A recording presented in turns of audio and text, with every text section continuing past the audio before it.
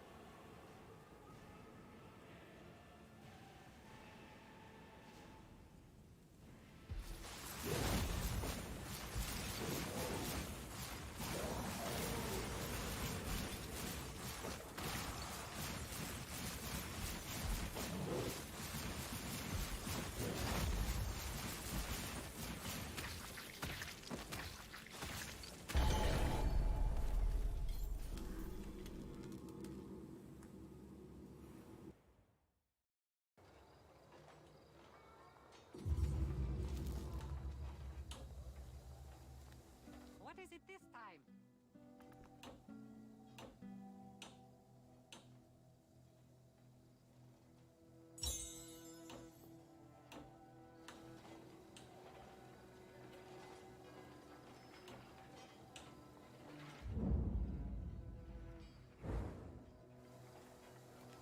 Yep, Hiroki knew you would come.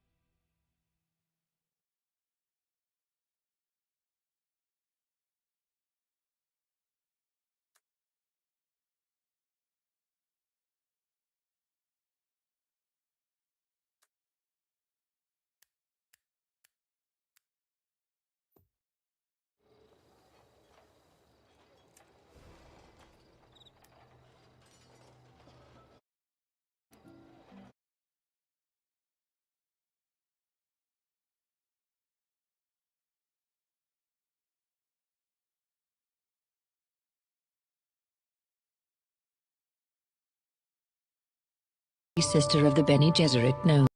Scott Sound. Audio Oliver Wyman.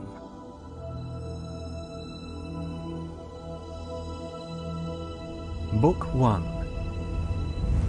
Dune.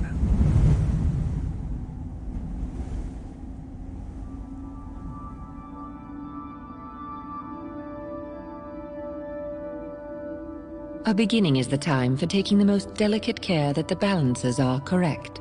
This every sister of the Bene Gesserit knows. To begin your study of the life of Muad'Dib, then, take care that you first place him in his time, born in the 57th year of the Padishah Emperor Shaddam IV. And take the most special care that you locate Muad'Dib in his place, the planet Arrakis. Do not be deceived by the fact that he was born on Caladan and lived his first 15 years there. Arrakis, the planet known as Dune, is forever his place. From Manual of Muad'Dib by the Princess Irulan.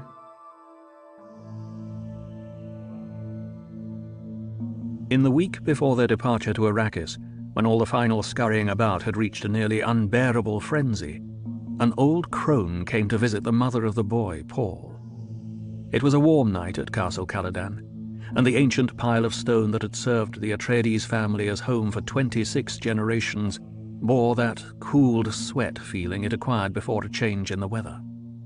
The old woman was let in by the side door, down the vaulted passage by Paul's room, and she was allowed a moment to peer in at him where he lay in his bed.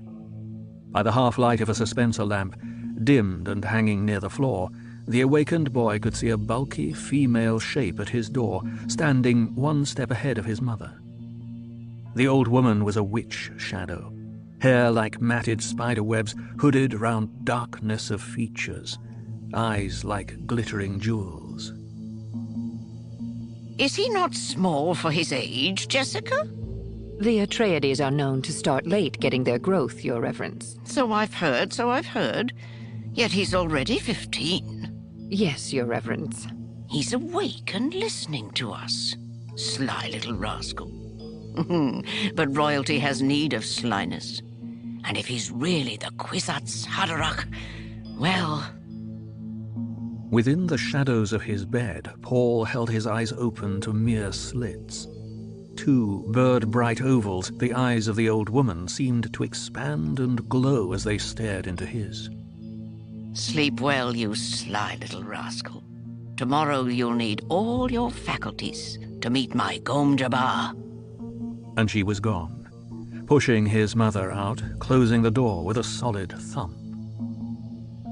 Paul lay awake, wondering, what's a Gom Jabbar? In all the upset during this time of change, the old woman was the strangest thing he had seen. Your Reverence. And the way she called his mother Jessica, like a common serving wench, instead of what she was. A Bene Gesserit lady, a duke's concubine and mother of the ducal heir. Is a Gom Jabbar something of Arrakis I must know before we go there? He wondered. He mouthed her strange words, Gom Jabbar, Kwisatz Haderach. There had been so many things to learn. Arrakis would be a place so different from Caladan that Paul's mind whirled with the new knowledge. Arrakis. Dune. Desert planet. Thufir Hawat, his father's master of assassins, had explained it. Their mortal enemies, the Harkonnens, had been on Arrakis 80 years, holding the planet in quasi-fief under a Chom company contract to mine the geriatric spice, Melange. Now the Harkonnens were leaving, to be replaced by the House of Atreides in fief complete, an apparent victory for the Duke Leto. Yet, Hawat had said, this appearance contained the deadliest peril, for the Duke Leto was popular among the great houses of the Landsraad. A popular man arouses the jealousy of the powerful, Hawat had said. Arrakis. Dune. Desert planet. Paul fell asleep to dream of an Arrakeen cavern, silent people all around him moving in the dim light of glow globes. It was solemn there, like a cathedral, as he listened to a faint sound, the drip, drip, drip of water. Even while he remained in the dream, Paul knew he would remember it upon awakening. He always remembered the dreams that were predictions. The dream faded. Paul awoke to feel himself in the warmth of his bed, thinking. This world of Castle Caladan, without play or companions his own age, perhaps did not deserve sadness in farewell. Dr. Yue, his teacher, had hinted that the Falfreluche's class system was not rigidly guarded on Arrakis. The planet sheltered people who lived at the desert edge without Kaid or Bashar to command them. Will o' the Sand people called Fremen, marked down on no census of the Imperial Regate. Arrakis, dune, desert planet. Paul sensed his own tensions and decided to practice one of the mind-body lessons his mother had taught him. 3 quick breaths triggered the responses. He fell into the floating awareness, focusing the consciousness, aortal dilation, avoiding the unfocused mechanism of consciousness, to be conscious by choice, blood enriched and swift flooding the overload regions. One does not obtain food, safety, freedom by instinct alone. Animal consciousness does not extend beyond the given moment, nor into the idea that its victims may become extinct. The animal destroys and does not produce. Animal pleasures remain close to sensation levels and avoid the perceptual. The human requires a background grid through which to see his universe. Focused consciousness by choice. This forms your grid. Bodily integrity follows nerve, blood flow according to the deepest awareness of cell needs. All things, cells, beings are impermanent. Strive for flow permanence within. Over and over and over, within Paul's floating awareness, the lesson rolled. When dawn touched Paul's windowsill with yellow light, he sensed it through closed eyelids, opened them, hearing then the renewed bustle and hurry in the castle, seeing the familiar patterned beams of his bedroom ceiling. The hall door opened, and his mother peered in, hair like shaded bronze held with black ribbon at the crown, her oval face emotionless, and green eyes staring solemnly. "You're awake. Did you sleep well?" Yes. He studied the tallness of her, saw the hint of tension in her shoulders as she chose clothing for him from the closet racks. Another might have missed the tension, but she had trained him in the Bene Gesserit way, in the minutiae of observation. She turned, holding a semi-formal jacket for him. It carried the red Atreides hawk crest above the breast pocket. "Hurry and dress. Reverend Mother is waiting." I dreamed of her once. Who is she? She was my teacher at the Bene Gesserit school. Now she's the Emperor's truthsayer. And Paul, you must tell her about your dreams. I will. Is she the reason we got Arrakis? We did not get Arrakis.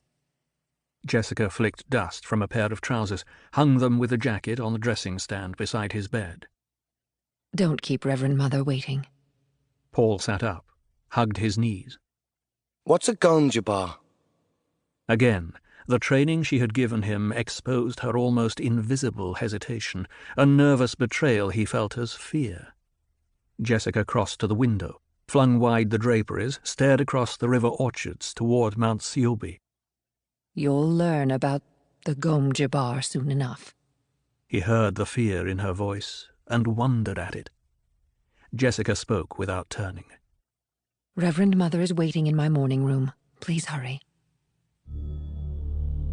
The Reverend Mother Gaius Helen Mohayim sat in a tapestried chair, watching mother and son approach. Windows on each side of her overlooked the curving southern bend of the river and the green farmlands of the Atreides family holding. But the Reverend Mother ignored the view. She was feeling her age this morning, more than a little petulant. She blamed it on space travel and association with that abominable spacing guild and its secretive ways. But here was a mission that required personal attention from a Bene Gesserit with the sight. Even the Padishah Emperor's truthsayer couldn't evade that responsibility when the duty call came. Damn that Jessica, the Reverend Mother thought. If only she'd borne us a girl as she was ordered to do. Jessica stopped 3 paces from the chair, dropped a small curtsy, a gentle flick of left hand along the line of her skirt. Paul gave the short bow his dancing master had taught, the one used when in doubt of another's station. The nuances of Paul's greeting were not lost on the Reverend Mother. He's a cautious one, Jessica. Jessica's hand went to Paul's shoulder, tightened there. For a heartbeat, fear pulsed through her palm. Then she had herself under control. Thus he has been taught, Your Reverence. What does she fear? Paul wondered. The old woman studied Paul in one gestalten flicker.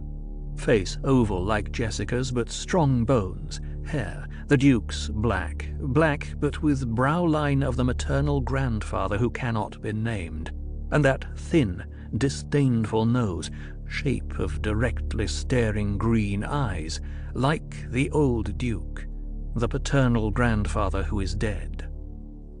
Now, there was a man who appreciated the power of bravura, even in death, the Reverend Mother thought. Teaching is one thing.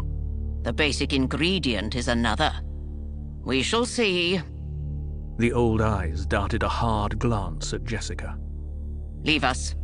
I enjoin you to practice the meditation of peace. Jessica took her hand from Paul's shoulder. Your Reverence, Jessica, you know it must be done. Paul looked up at his mother, puzzled. Jessica straightened. Yes, of course. Paul looked back at the Reverend Mother. Politeness and his mother's obvious awe of this old woman argued caution, yet he felt an angry apprehension at the fear he sensed radiating from his mother. Paul, this test you're about to receive, it's important to me. Test? He looked up at her. Remember that you're a Duke's son. Jessica whirled and strode from the room in a dry swishing of skirt. The door closed solidly behind her.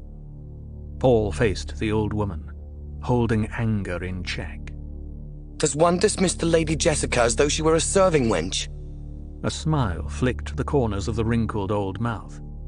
The Lady Jessica was my serving wench, lad, for 14 years at school. And a good one, too. Now you come here. The command whipped out at him. Paul found himself obeying before he could think about it. Using the voice on me, he thought. He stopped at her gesture, standing beside her knees. See this? From the folds of her gown, she lifted a green metal cube about 15 centimeters on a side. She turned it, and Paul saw that one side was open, black and oddly frightening. No light penetrated that open blackness. Put your right hand in the box. Fear shot through Paul. He started to back away. Is this how you obey your mother? He looked up into bird-bright eyes. Slowly, feeling the compulsions and unable to inhibit them, Paul put his hand into the box. He felt first a sense of cold as the blackness closed around his hand, then slick metal against his fingers, and a prickling as though his hand were asleep. A predatory look filled the old woman's features. She lifted her right hand away from the box and poised the hand close to the side of Paul's neck. He saw a glint of metal there and started to turn toward it. Stop! Using the voice again, he swung his attention back to her face. I hold at your neck the Gondrabar. The Gondrabar, the high-handed enemy. It's a needle with a drop of poison on its tip. Aha, don't pull away, or you'll feel that poison. Paul tried to swallow in a dry throat. He could not take his attention from the seamed old face, the glistening eyes, the pale gums around silvery metal teeth that flashed as she spoke. A duke's son must know about poisons. It's the way of our times, eh? Musky to be poisoned in your drink. Hummus to be poisoned in your food. The quick ones and the slow ones and the ones in between. Here's a new one for you. the Gom Jabbar. It kills only animals. Pride overcame Paul's fear. You dare suggest a duke's son as an animal? Let us say I suggest you may be human. Steady. I warn you not to try jerking away. I am old, but my hand can drive this needle into your neck before you escape me. Who are you? How did you trick my mother into leaving me alone with you? Are you from the Harkonnens? The Harkonnens? Bless us, no. Now be silent. A dry finger touched his neck, and he stilled the involuntary urge to leap away. Good. You passed the first test. Now here's the way of the rest of it. If you withdraw your hand from the box, you die. This is the only rule. Keep your hand in the box and live. Withdraw it and die. If I call out, there'll be servants on you in seconds and you'll die. Servants will not pass your mother, who stands guard outside that door. Depend on it. Your mother survived this test. Now it's your turn. Be honored. We seldom administer this to men children. Curiosity reduced Paul's fear to a manageable level. He heard truth in the old woman's voice, no denying it. If his mother stood guard out there, if this were truly a test. And whatever it was, he knew himself caught in it, trapped by that hand at his neck, the Gom Jabbar. He recalled the response from the litany against fear as his mother had taught him out of the Bene Gesserit rite. I must not fear. Fear is the mind killer. Fear is the little death that brings total obliteration. I will face my fear. I will permit it to pass over me and through me. And when it has gone past, I will turn the inner eye to see its path. Where the fear has gone, there will be nothing. Only I will remain. He felt calmness return. Get on with it, old woman. Old woman? You've courage, and that can't be denied. Well, we shall see, sirrah. You will feel pain in this hand within the box. Pain. But withdraw the hand, and I'll touch your neck with my Gom Jabbar. The death so swift it's like the fall of the headsman's axe. Withdraw your hand, and the Gom Jabbar takes you. Understand? What's in the box? Pain. He felt increased tingling in his hand, pressed his lips tightly together. How could this be a test, he wondered. The tingling became an itch. You've heard of animals chewing off a leg to escape a trap. There's an animal kind of trick. A human would remain in the trap, endure the pain, feigning death that he might kill the trapper and remove a threat to his kind. The itch became the faintest burning. Why are you doing this? To determine if you're human. Be silent. Paul clenched his left hand into a fist as the burning sensation increased in the other hand. It mounted slowly, heat upon heat, upon heat, upon heat. He felt the fingernails of his free hand biting the palm. He tried to flex the fingers of the burning hand, but couldn't move them. It burns! Silence! Pain throbbed up his arm. Sweat stood out on his forehead. Every fiber cried out to withdraw the hand from that burning pit. But the Gom Jabbar. Without turning his head, he tried to move his eyes to see that terrible needle poised beside his neck. He sensed that he was breathing in gasps, tried to slow his breaths and couldn't. Pain. His world emptied of everything except that hand immersed in agony, the ancient face inches away staring at him. His lips were so dry he had difficulty separating them.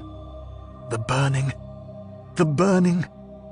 He thought he could feel skin curling black on that agonized hand, the flesh crisping and dropping away until only charred bones remained. It stopped. As though a switch had been turned off, the pain stopped. Paul felt his right arm trembling, felt sweat bathing his body. Enough. Cool Wahad. No woman-child ever withstood that much. I must have wanted you to fail. She leaned back, withdrawing the Gom Jabbar from the side of his neck. Take your hand from the box, young human, and look at it. He fought down an aching shiver, stared at the lightless void where his hand seemed to remain of its own volition. Memory of pain inhibited every movement. Reason told him he would withdraw a blackened stump from that box. Do it. He jerked his hand from the box, stared at it, astonished. Not a mark, no sign of agony on the flesh. He held up the hand, turned it, flexed the fingers. Pain by nerve induction. Can't go around maiming potential humans. There are those who'd give a pretty for the secret of this box, though. She slipped it into the folds of her gown.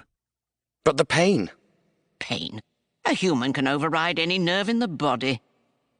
Paul felt his left hand aching, uncurled the clenched fingers, looked at 4 bloody marks where fingernails had bitten his palm. He dropped the hand to his side, looked at the old woman. You did that to my mother once? Ever sift sand through a screen? The tangential slash of her question shocked his mind into a higher awareness. Sand through a screen.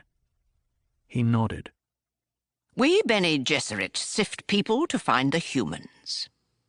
He lifted his right hand, willing the memory of the pain. And that's all there is to it? Pain? I observed you in pain, lad. Pain's merely the axis of the test. Your mother's told you about our ways of observing.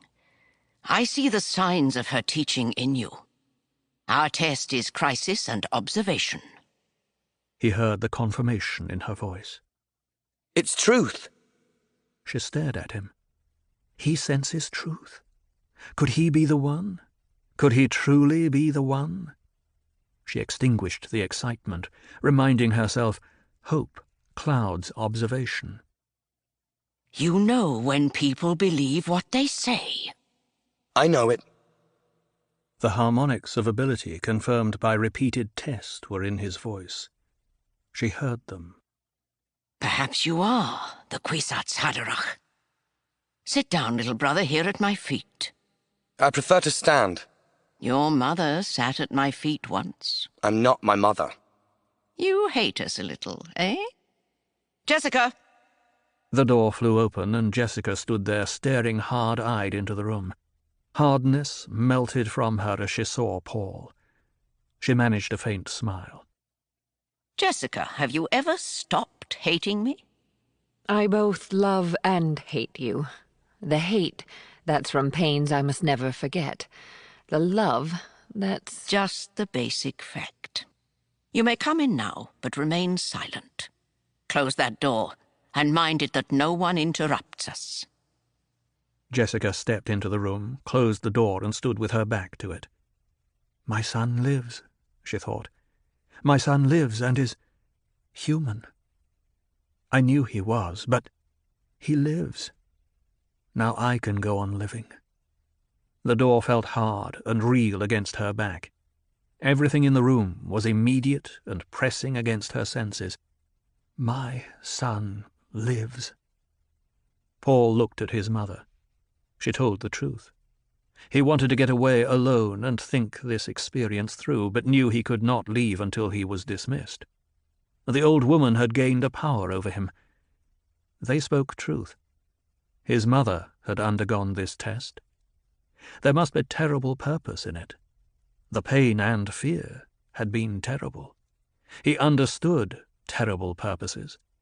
They drove against all odds. They were their own necessity. Paul felt that he had been infected with terrible purpose. He did not know yet what the terrible purpose was. Someday, lad, you too may have to stand outside a door like that. It takes a measure of doing. Paul looked down at the hand that had known pain, then up to the Reverend Mother. The sound of her voice had contained a difference then from any other voice in his experience. The words were outlined in brilliance. There was an edge to them. He felt that any question he might ask her would bring an answer that could lift him out of his flesh world into something greater. Why do you test for humans? To set you free. Free? Once men turned their thinking over to machines, in the hope that this would set them free. But that only permitted other men with machines to enslave them. Thou shalt not make a machine in the likeness of a man's mind. Right out of the Butlerian Jihad and the Orange Catholic Bible. But what the OC Bible should have said is, thou shalt not make a machine to counterfeit a human mind. Have you studied the Mentat in your service? I've studied with Thufir Howard. The Great Revolt took away a crutch. It forced human minds to develop. Schools were started to train human talents. Bene Gesserit schools. We have two chief survivors of those ancient schools, the Bene Gesserit and the Spacing Guild. The Guild, so we think, emphasizes almost pure mathematics. Bene Gesserit performs another function. Politics. Kulwahad. The old woman sent a hard glance at Jessica. I've not told him, Your Reverence. The Reverend Mother returned her attention to Paul. You did that on remarkably few clues. Politics indeed. The original Bene Gesserit school was directed by those who saw the need of a thread of continuity in human affairs.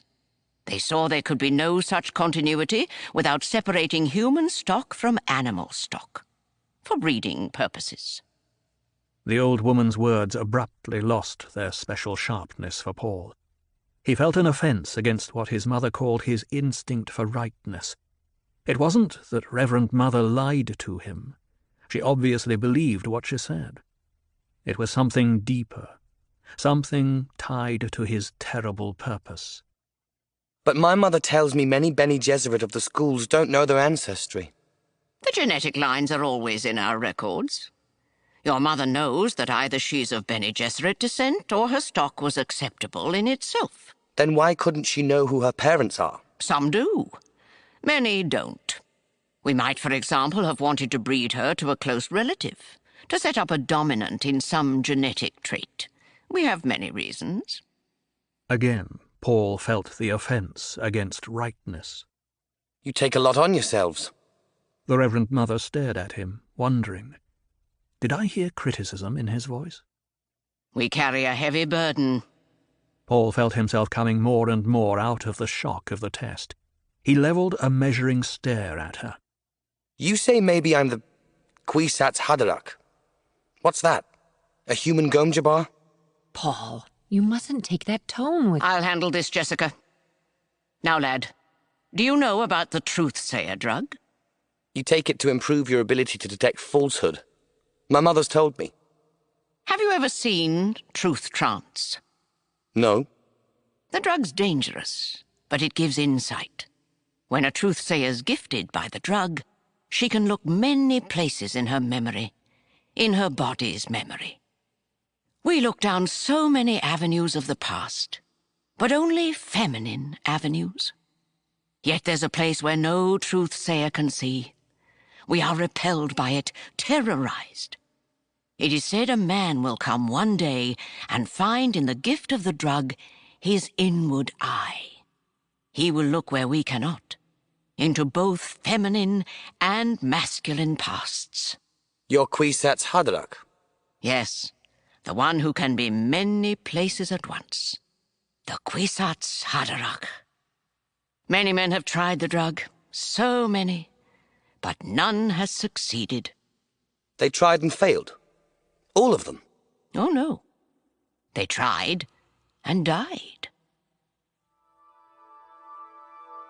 To attempt an understanding of Muad'Dib without understanding his mortal enemies, the Harkonnens, is to attempt seeing truth without knowing falsehood. It is the attempt to see the light without knowing darkness. It cannot be. From Manual of Muad'Dib by the Princess Irulan. It was a relief globe of a world, partly in shadows, spinning under the impetus of a fat hand that glittered with rings. The globe sat on a free-form stand at one wall of a windowless room, whose other walls presented a patchwork of multicolored scrolls, film books, tapes, and reels. Light glowed in the room from golden balls hanging in mobile suspensor fields. An ellipsoid desk with a top of jade-pink petrified Elaka wood stood at the center of the room. Veriform suspensor chairs ringed it, 2 of them occupied. In one sat a dark-haired youth of about 16 years, round of face and with sullen eyes. The other held a slender, short man with effeminate face. Both youth and man stared at the globe, and the man half hidden in shadows, spinning it. There it is, Piter. The biggest man-trap in all history. And the Duke's headed into its jaws. Is it not a magnificent thing that I, the Baron Vladimir Harkonnen, do? Assuredly, Baron. The fat hand descended onto the globe, stopped the spinning. Now, all eyes in the room could focus on the motionless surface and see that it was the kind of globe made for wealthy collectors or planetary governors of the Empire. It had the stamp of imperial handicraft about it. Latitude and longitude lines were laid in with hair-fine platinum wire. The polar caps were insets of finest cloud-milk diamonds. The fat hand moved, tracing details on the surface. I invite you to observe. Observe closely, Piter. And you too, Feyd-Rautha, my darling. From 60 degrees north to 70 degrees south, these exquisite ripples. Their coloring, does it not remind you of sweet caramels? And nowhere do you see blue of lakes or rivers or seas, and these lovely polar caps, so small. Could anyone mistake this place? Arrakis, truly unique. A superb setting for a unique victory. And to think, Baron, the Padishah Emperor believes he's given the Duke your spice planet. How poignant. That's a nonsensical statement. You say this to confuse young Feyd-Rautha, but it is not necessary to confuse my nephew. The sullen-faced youth stirred in his chair, smoothed a wrinkle in the black leotards he wore. He sat upright as a discreet tapping sounded at the door in the wall behind him. Piter unfolded from his chair, crossed to the door, cracked it wide enough to accept a message cylinder. He closed the door, unrolled the cylinder, and scanned it. Well? The fool answered us, Baron. Whenever did an Atreides refuse the opportunity for a gesture? Well, what does he say? He's most uncouth, Baron. Addresses you as Harkonnen. No sire et cher cousin, no title, nothing. It's a good name. What does dear Leto say? He says, your offer of a meeting is refused. I have oft-times met your treachery, and this all men know. And? He says, the art of Conley still has admirers in the Empire. He signs it Duke Leto of Arrakis. Of Arrakis? Oh my, this is almost too rich. Be silent, Piter. Conley, is it? Vendetta, eh? And he uses the nice old word so rich in tradition to be sure I know he means it. You made the peace gesture. The forms have been obeyed. For a mentat, you talk too much, Piter. And he thought, I must do away with that one soon. He has almost outlived his usefulness. The Baron stared across the room at his mentat assassin, seeing the feature about him that most people noticed first. The eyes. The shaded slits of blue within blue, the eyes without any white in them at all. A grin flashed across Piter's face. It was like a mask grimace beneath those eyes like holes. But Baron, never has revenge been more beautiful. It is to see a plan of the most exquisite treachery, to make Leto exchange Caladan for Dune, and without alternative because the Emperor orders it. How waggish of you. You have a flux of the mouth, Piter. But I am happy, my Baron, whereas you are touched by jealousy. Piter. Aha, Baron. Is it not regrettable you were unable to devise this delicious scheme by yourself? Someday I will have you strangled, Piter. Of a certainty, Baron. Enfant, but a kind act is never lost, eh? Have you been chewing verite or samutsa, Piter? Truth without fear surprises the Baron. Piter's face drew down into a caricature of a frowning mask. Aha! But you see, Baron, I know as a mentat when you will send the executioner. You will hold back just so long as I am useful. To move sooner would be wasteful, and I'm yet of much use. I know what it is you learned from that lovely dune planet. Waste not. True, Baron? The Baron continued to stare at Piter. Fade Rautha squirmed in his chair. These wrangling fools, he thought. My uncle cannot talk to his mentat without arguing. Do they think I've nothing to do except listen to their arguments? Fade, I told you to listen and learn when I invited you in here. Are you learning? Yes, Uncle. Sometimes I wonder about Piter. I cause pain out of necessity, but I swear he takes a positive delight in it. For myself, I can feel pity toward the poor Duke Leto. Dr. Yui will move against him soon, and that'll be the end of all the Atreides. But surely Leto will know whose hand directed the pliant doctor. And knowing that will be a terrible thing.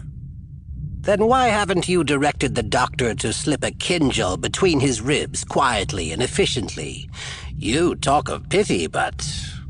The Duke must know when I encompass his doom. And the other great houses must learn of it. The knowledge will give them pause. I'll gain a bit more room to maneuver. The necessity is obvious, but I don't have to like it. Room to maneuver. Already you have the Emperor's eyes on you, Baron. You move too boldly. One day the Emperor will send a legion or two of his Sardaukar down here onto Gaiety Prime, and that'll be an end to the Baron Vladimir Harkonnen. You'd like to see that, wouldn't you, Piter? You'd enjoy seeing the core of Sardaukar pillage through my cities and sack this castle. You'd truly enjoy that. Does the Baron need to ask? You should have been a Bashar of the core. You're too interested in blood and pain. Perhaps I was too quick with my promise of the spoils of Arrakis. Piter took 5 curiously mincing steps into the room, stopped directly behind Fade Rautha. There was a tight air of tension in the room, and the youth looked up at Piter with a worried frown. Do not toy with Piter, Baron. You promised me the Lady Jessica. You promised her to me. For what, Piter? For pain? Piter stared at him, dragging out the silence. Fade Rautha moved his suspensor chair to one side. Uncle, do I have to stay? You said you'd... My darling Fade Rautha grows impatient. Patience, Fade. What of the Dukeling, the child Paul, my dear Piter? The trap will bring him to you, Baron. That's not my question. You'll recall that you predicted the Bene Gesserit witch would bear a daughter to the Duke. You were wrong, eh, Mentat? I'm not often wrong, Baron. Give me that. I'm not often wrong. And you know yourself these Bene Gesserit bear mostly daughters. Even the Emperor's consort had produced only females. Uncle, you said there'd be something important here for me to... Listen to my nephew. He aspires to rule my barony, yet he cannot rule himself. The Baron stirred beside the globe, a shadow among shadows. Well then, Fade Rautha Harkonnen, I summoned you here hoping to teach you a bit of wisdom. Have you observed our good Mentat? You should have learned something from this exchange. But Uncle... A most efficient Mentat, Piter, wouldn't you say, Fade? Yes, but... Ah, indeed, but he consumes too much spice, eats it like candy. Look at his eyes. He might have come directly from the Arakeen labor pool. Efficient, Piter, but he's still emotional and prone to passionate outbursts. Efficient, Piter, but he still can err. Did you call me in here to impair my efficiency with criticism, Baron? Impair your efficiency? You know me better, Piter. I wish only for my nephew to understand the limitations of a Mentat. Are you already training my replacement? Replace you? Why, Piter, where could I find another Mentat with your cunning and venom? The same place you found me, Baron. Perhaps I should at that. You do seem a bit unstable lately. And the spice you eat. Are my pleasures too expensive, Baron? Do you object to them? My dear Piter, your pleasures are what tie you to me. How could I object to that? I merely wish my nephew to observe this about you. Then I'm on display. Shall I dance? Shall I perform my various functions for the eminent Fade Routher? Precisely. You are on display. Now be silent. The Baron glanced at Fade Routher, noting his nephew's lips, the full and pouting look of them, the Harkonnen genetic marker now twisted slightly in amusement. This is a mentat, Fade. It has been trained and conditioned to perform certain duties. The fact that it's encased in a human body, however, must not be overlooked, a serious drawback, that. I sometimes think the ancients with their thinking machines had the right idea. They were toys compared to me. You yourself, Baron, could outperform those machines. Perhaps. Ah, well. Now, Piter, outline for my nephew the salient features of our campaign against the House of Atreides. Function as a mentat for us, if you please. Baron, I've warned you not to trust one so young with this information. My observations... I'll be the judge of this. I give you an order, mentat. Perform one of your various functions. So be it. Piter straightened, assuming an odd attitude of dignity, as though it were another mask, but this time clothing his entire body. In a few days' standard, the entire household of the Duke Leto will embark on a spacing guild liner for Arrakis. The guild will deposit them at the city of Arrakeen rather than at our city of Carthag. The Duke's mentat, Thufir Hawat, will have concluded rightly that Arrakeen is easier to defend. Listen carefully, Fade. Observe the plans within plans within plans. Fade Routher nodded, thinking, this is more like it. The old monster is letting me in on secret things at last. He must really mean me to be his heir. There are several tangential possibilities. I indicate that House Atreides will go to Arrakis. We must not, however, ignore the possibility the Duke has contracted with the Guild to remove him to a place of safety outside the system. Others in like circumstances have become renegade houses, taking family atomics and shields and fleeing beyond the Imperium. The Duke's too proud a man for that. It is a possibility. The ultimate effect for us would be the same, however. No, it would not. I must have him dead and his line ended. That's the high probability. There are certain preparations that indicate when a house is going renegade. The Duke appears to be doing none of these things. So, get on with it, Piter. At Arrakeen, the Duke and his family will occupy the residency, lately the home of Count and Lady Fenring. The ambassador to the smugglers. Ambassador to what? Your uncle makes a joke. He calls Count Fenring ambassador to the smugglers, indicating the Emperor's interest in smuggling operations on Arrakis. Fade Routher turned a puzzled stare on his uncle. Why? Don't be so dense, Fade. As long as the Guild remains effectively outside Imperial control, how could it be otherwise? How else could spies and assassins move about? Fade Routher's mouth made a soundless "oh." We've arranged diversions at the residency. There'll be an attempt on the life of the Atreides heir, an attempt which could succeed.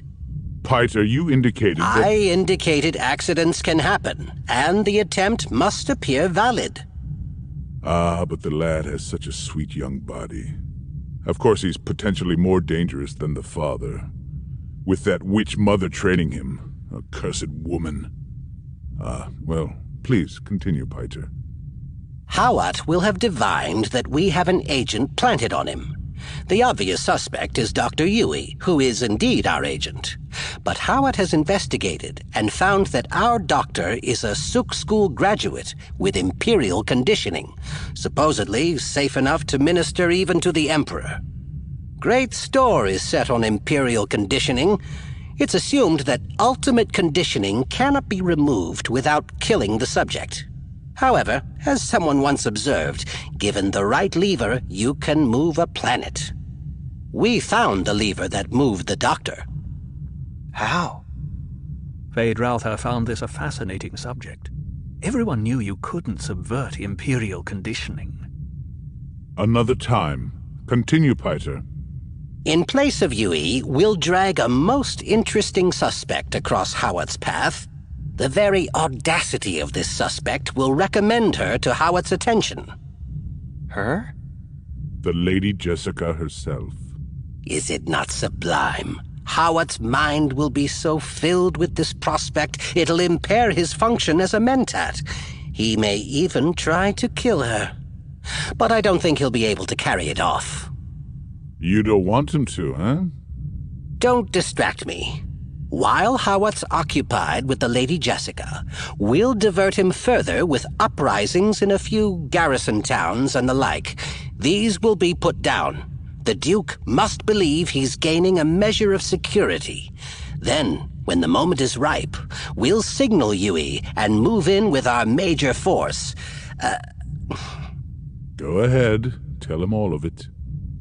We'll move in strengthened by 2 legions of Sardaukar, disguised in Harkonnen livery. Sardaukar. Feyd-Rautha focused his mind on the dread Imperial troops, the killers without mercy, the soldier fanatics of the Padishah Emperor.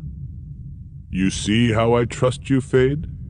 No hint of this must ever reach another great house, else the Landsraad might unite against the Imperial House, and there'd be chaos. The main point is this.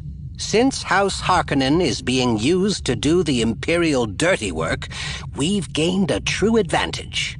It's a dangerous advantage, to be sure, but if used cautiously, will bring House Harkonnen greater wealth than that of any other house in the Imperium.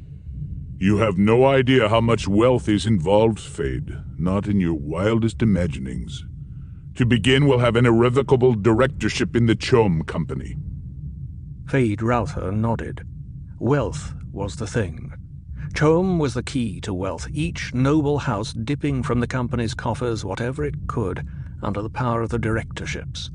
Those Chom directorships, they were the real evidence of political power in the Imperium, passing with the shifts of voting strength within the Landsraad as it balanced itself against the Emperor and his supporters. The Duke Leto may attempt to flee to the new Fremen scum along the desert's edge, or he may try to send his family into that imagined security. But that path is blocked by one of His Majesty's agents, the planetary ecologist. You may remember him, Kynes. Feyd remembers him. Get on with it. You do not drool very prettily, Baron. Get on with it. I command you. If matters go as planned, House Harkonnen will have a sub-fief on Arrakis within a standard year. Your uncle will have dispensation of that fief. His own personal agent will rule on Arrakis. More profits. Indeed. And the Baron thought, it's only just. We're the ones who tamed Arrakis, except for the few mongrel Fremen hiding in the skirts of the desert, and some tame smugglers bound to the planet almost as tightly as the native labor pool. And the great houses will know that the Baron has destroyed the Atreides. They will know. They will know. Loveliest of all is that the Duke will know too. He knows now. He can already feel the trap. It's true the Duke knows. He could not help but know. More's the pity. The Baron moved out and away from the globe of Arrakis. As he emerged from the shadows, his figure took on dimension, grossly and immensely fat, and with subtle bulges beneath folds of his dark robes to reveal that all this fat was sustained partly by portable suspensors harnessed to his flesh. He might weigh 200 standard kilos in actuality, but his feet would carry no more than 50 of them. I am hungry. The Baron rubbed his protruding lips with a beringed hand. stared down at Feyd-Rautha through fat enfolded eyes. Send for food, my darling. We will eat before we retire. Thus spoke Saint Alia of the Knife. The Reverend Mother must combine the seductive wiles of a courtesan with the untouchable majesty of a virgin goddess, holding these attributes in tension so long as the powers of her youth endure. For when youth and beauty have gone, she will find that the place between, once occupied by tension, has become a wellspring of cunning and resourcefulness. From Muad'Dib, Family Commentaries, by the Princess Irulan. "Well, Jessica, what have you to say for yourself?" asked the Reverend Mother. It was near sunset at Castle Caladan on the day of Paul's ordeal. The two women were alone in Jessica's morning room, while Paul waited in the adjoining soundproofed meditation chamber. Jessica stood facing the south windows. She saw, and yet did not see, the evening's banked colours across meadow and river. She heard, and yet did not hear the Reverend Mother's question. There had been another ordeal once, so many years ago. A skinny girl with hair the colour of bronze, her body tortured by the winds of puberty, had entered the study of the Reverend Mother Gaius Helen Mohayam, Proctor Superior of the Bene Gesserit School on Wallach 9. Jessica looked down at her right hand, flexed the fingers, remembering the pain, the terror, the anger. "Poor Paul," she whispered. "I asked you a question, Jessica." The old woman's voice was snappish, demanding. "What? Oh." Jessica tore her attention away from the past, faced the Reverend Mother who sat with back to the stone wall between the two west windows. "What do you want me to say?" "What do I want you to say? What do I want you to say?" The old voice carried a tone of cruel mimicry. "So I had a son," Jessica flared, and she knew she was being goaded into this anger deliberately. "You were told to bear only daughters to the Atreides." "It meant so much to him," Jessica pleaded. "And you, in your pride, thought you could produce the Kwisatz Haderach." Jessica lifted her chin. "I sensed the possibility." "You thought only of your Duke's desire for a son," the old woman snapped. "And his desires don't figure in this. An Atreides daughter could have been wed to a Harkonnen heir and sealed the breach. You've hopelessly complicated matters. We may lose both bloodlines now." "You're not infallible," Jessica said. She braved the steady stare from the old eyes. Presently the old woman muttered, "What's done is done." "I vowed never to regret my decision," Jessica said. "How noble," the Reverend Mother sneered. "No regrets. We shall see when you're a fugitive with a price on your head and every man's hand turned against you to seek your life and the life of your son." Jessica paled. "Is there no alternative?" "Alternative? A Bene Gesserit should ask that?" "I ask only what you see in the future with your superior abilities." "I see in the future what I've seen in the past. You well know the pattern of our affairs, Jessica. The race knows its own mortality and fears stagnation of its heredity. It's in the bloodstream, the urge to mingle genetic strains without plan. The Imperium, the Chome Company, all the great houses, they are but bits of flotsam in the path of the flood."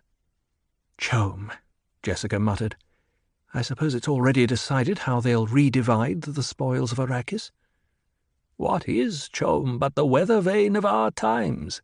the old woman said. "The Emperor and his friends now command 59.65% of the Chome Directorship's votes. Certainly they smell profits, and likely as others smell those same profits, his voting strength will increase. This is the pattern of history, girl." "That's certainly what I need right now," Jessica said. "A review of history." "Don't be facetious, girl. You know as well as I do what forces surround us. We've a 3-point civilization. The imperial household balanced against the federated great houses of the Landsrot, and between them the Guild, with its damnable monopoly on interstellar transport.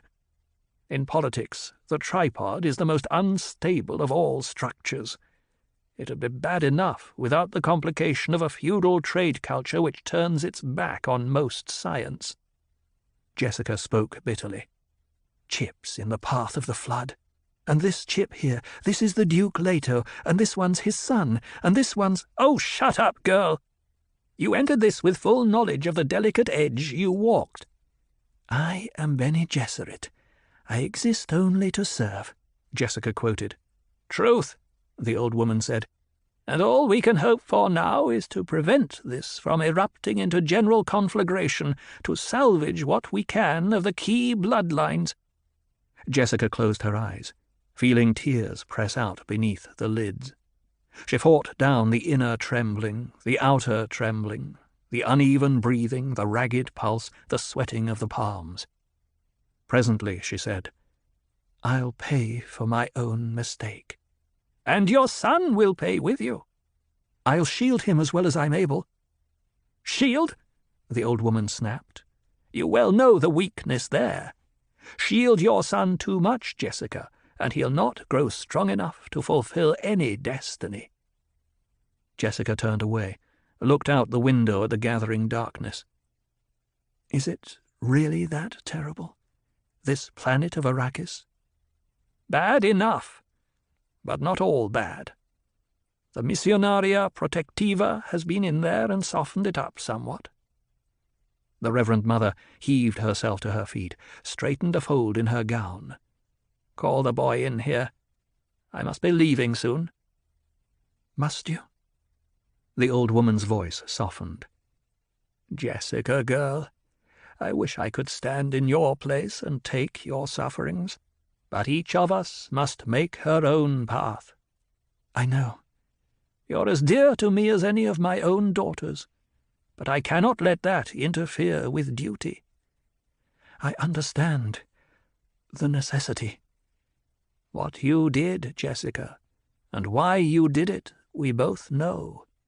But kindness forces me to tell you there's little chance your lad will be the Bene Gesserit totality. You mustn't let yourself hope too much." Jessica shook tears from the corners of her eyes. It was an angry gesture. "You make me feel like a little girl again, reciting my first lesson." She forced the words out. "Humans must never submit to animals." A dry sob shook her. In a low voice she said, "I've been so lonely." "It should be one of the tests," the old woman said. "Humans are almost always lonely. Now summon the boy. He's had a long, frightening day, but he's had time to think and remember, and I must ask the other questions about these dreams of his." Jessica nodded, went to the door of the meditation chamber, opened it. "Paul, come in now, please." Paul emerged with a stubborn slowness. He stared at his mother as though she were a stranger. Wariness veiled his eyes when he glanced at the Reverend Mother, but this time he nodded to her, the nod one gives an equal. He heard his mother close the door behind him. "Young man," the old woman said, "let's return to this dream business." "What do you want?" "Do you dream every night?" "Not dreams worth remembering. I can remember every dream, but some are worth remembering and some aren't." "How do you know the difference?" "I just know it." The old woman glanced at Jessica, back to Paul. "What did you dream last night? Was it worth remembering?" "Yes." Paul closed his eyes. "I dreamed a cavern, and water, and a girl there, very skinny with big eyes. Her eyes are all blue, no whites in them. I talk to her and tell her about you, about seeing the Reverend Mother on Caladan." Paul opened his eyes. "And the thing you tell this strange girl about seeing me? Did it happen today?" Paul thought about this, then, "Yes, I tell the girl you came and put a stamp of strangeness on me." "Stamp of strangeness?" The old woman breathed, and again she shot a glance at Jessica, returned her attention to Paul. "Tell me truly now, Paul, do you often have dreams of things that happen afterward exactly as you dreamed them?" "Yes, and I've dreamed about that girl before." "Oh, you know her?" "I will know her." "Tell me about her." Again Paul closed his eyes. "We're in a little place in some rocks where it's sheltered. It's almost night, but it's hot, and I can see patches of sand out of an opening in the rocks. We're waiting for something, for me to go meet some people. And she's frightened, but trying to hide it from me, and I'm excited. And she says, 'Tell me about the waters of your home world, Usul.'" Paul opened his eyes. "Isn't that strange? My home world's Caladan. I've never even heard of a planet called Usul." "Is there more to this dream?" Jessica prompted. "Yes. But maybe she was calling me Usul," Paul said. "I just thought of that." Again he closed his eyes. "She asks me to tell her about the waters, and I take her hand, and I say I'll tell her a poem, and I tell her the poem, but I have to explain some of the words, like beach and surf and seaweed and seagulls." "What poem?" the Reverend Mother asked. Paul opened his eyes. "It's just one of Gurney Halleck's tone poems for sad times." Behind Paul, Jessica began to recite. "I remember salt smoke from a beach fire and shadows under the pines, solid, clean, fixed. Seagulls perched at the tip of land, white upon green, and a wind comes through the pines to sway the shadows. The seagulls spread their wings, lift, and fill the sky with screeches. And I hear the wind blowing across our beach, and the surf, and I see that our fire has scorched the seaweed." "That's the one," Paul said. The old woman stared at Paul, then, "Young man, as a proctor of the Bene Gesserit, I seek the Kwisatz Haderach, the male who truly can become one of us. Your mother sees this possibility in you, but she sees with the eyes of a mother. Possibility I see, too, but no more." She fell silent, and Paul saw that she wanted him to speak. He waited her out. Presently she said, "As you will, then. You've depths in you, that I'll grant." "May I go now?" he asked. "Don't you want to hear what the Reverend Mother can tell you about the Kwisatz Haderach?" Jessica asked. "She said those who tried for it died." "But I can help you with a few hints at why they failed," the Reverend Mother said. She talks of hints, Paul thought. She doesn't really know anything. And he said, "Hint, then." "And be damned to me?" She smiled wryly, a criss-cross of wrinkles in the old face. "Very well. That which submits rules." He felt astonishment. She was talking about such elementary things as tension within meaning. Did she think his mother had taught him nothing at all? "That's a hint," he asked. "We're not here to bandy words or quibble over their meaning," the old woman said. "The willow submits to the wind and prospers until one day it is many willows, a wall against the wind. This is the willow's purpose." Paul stared at her. She said purpose, and he felt the word buffet him, reinfecting him with terrible purpose. He experienced a sudden anger at her, fatuous old witch with her mouth full of platitudes. "You think I could be this Kwisatz Haderach?" he said. "You talk about me, but you haven't said one thing about what we can do to help my father. I've heard you talking to my mother. You talk as though my father were dead. Well, he isn't." "If there were a thing to be done for him, we'd have done it," the old woman growled. "We may be able to salvage you, Doubtful, but possible. For your father, nothing. When you've learned to accept that as a fact, you've learned a real Bene Gesserit lesson." Paul saw how the words shook his mother. He glared at the old woman. How could she say such a thing about his father? What made her so sure? His mind seethed with resentment. The Reverend Mother looked at Jessica. "You've been training him in the way. I've seen the signs of it. I'd have done the same in your shoes, and devil take the rules." Jessica nodded. "Now I caution you," said the old woman, "to ignore the regular order of training. His own safety requires the voice. He already has a good start in it, but we both know how much more he needs, and that desperately." She stepped close to Paul, stared down at him. "Goodbye, young human. I hope you make it. But if you don't, well, we shall yet succeed." Once more she looked at Jessica. A flicker sign of understanding passed between them. Then the old woman swept from the room, her robes hissing, with not another backward glance. The room and its occupants already were shut from her thoughts. But Jessica had caught one glimpse of the Reverend Mother's face as she turned away. There had been tears on the seamed cheeks. The tears were more unnerving than any other word or sign that had passed between them this day.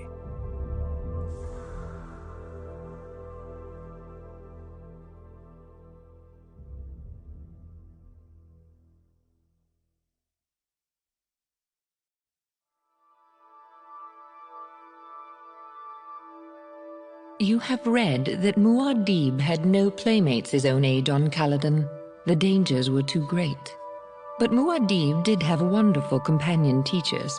There was Gurney Halleck, the troubadour warrior. You will sing some of Gurney's songs as you read along in this book. There was Thufir Hawat, the old Mentat master of assassins, who struck fear even into the heart of the Padishah Emperor. There were Duncan Idaho, the sword master of the Ginnars, Dr. Wellington Huey, a name black in treachery but bright in knowledge, the Lady Jessica, who guided her son in the Bene Gesserit way, and of course the Duke Leto, whose qualities as a father have long been overlooked. From A Child's History of Muad'Dib by the Princess Irulan. Thufir Hawat slipped into the training room of Castle Caladan, closed the door softly. He stood there a moment, feeling old and tired and storm-leathered. His left leg ached where it had been slashed once in the service of the old Duke. 3 generations of them now, he thought. He stared across the big room, bright with the light of noon pouring through the skylights, saw the boy seated with back to the door, intent on papers and charts spread across an L table. How many times must I tell that lad never to settle himself with his back to a door? Hawat cleared his throat. Paul remained bent over his studies. A cloud shadow passed over the skylights. Again, Hawat cleared his throat. Paul straightened, spoke without turning. "I know. I'm sitting with my back to a door." Hawat suppressed a smile, strode across the room. Paul looked up at the grizzled old man who stopped at a corner of the table. Hawat's eyes were 2 pools of alertness in a dark and deeply seamed face. "I heard you coming down the hall, and I heard you open the door." The sounds I make could be imitated.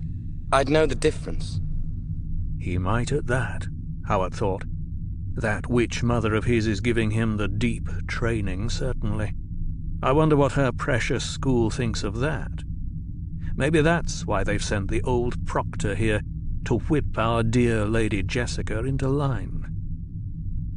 Hawat pulled up a chair across from Paul, sat down facing the door.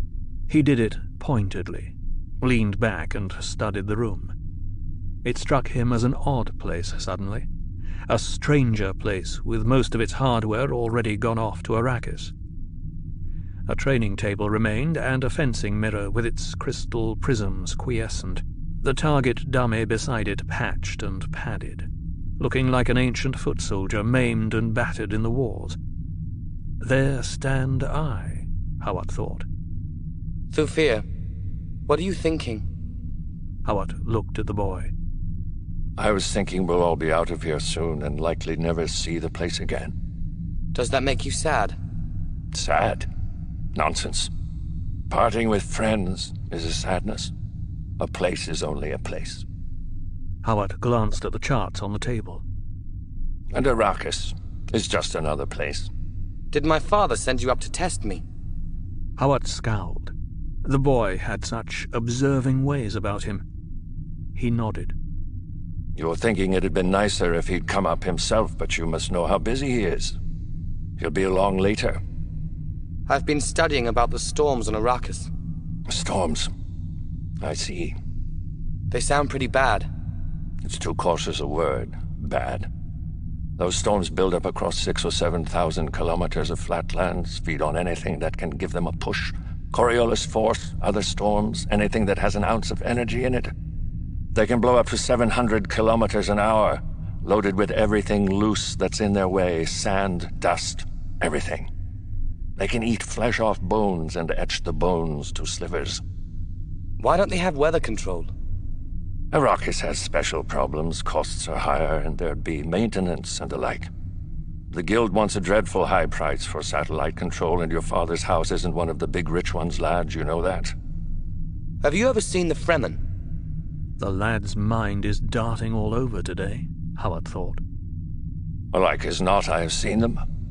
There's little to tell them from the folk of the Graben and Sink. They all wear those great flowing robes. And they stink to heaven in any closed space. It's from those suits they wear, call them still suits, that reclaim the body's own water. Paul swallowed, suddenly aware of the moisture in his mouth, remembering a dream of thirst. That people could want so for water they had to recycle their body moisture struck him with a feeling of desolation. Water's precious there. Howard nodded, thinking, perhaps I'm doing it. Getting across to him the importance of this planet as an enemy. It's madness to go in there without that caution in our minds. Paul looked up at the skylight, aware that it had begun to rain. He saw the spreading wetness on the grey metaglass.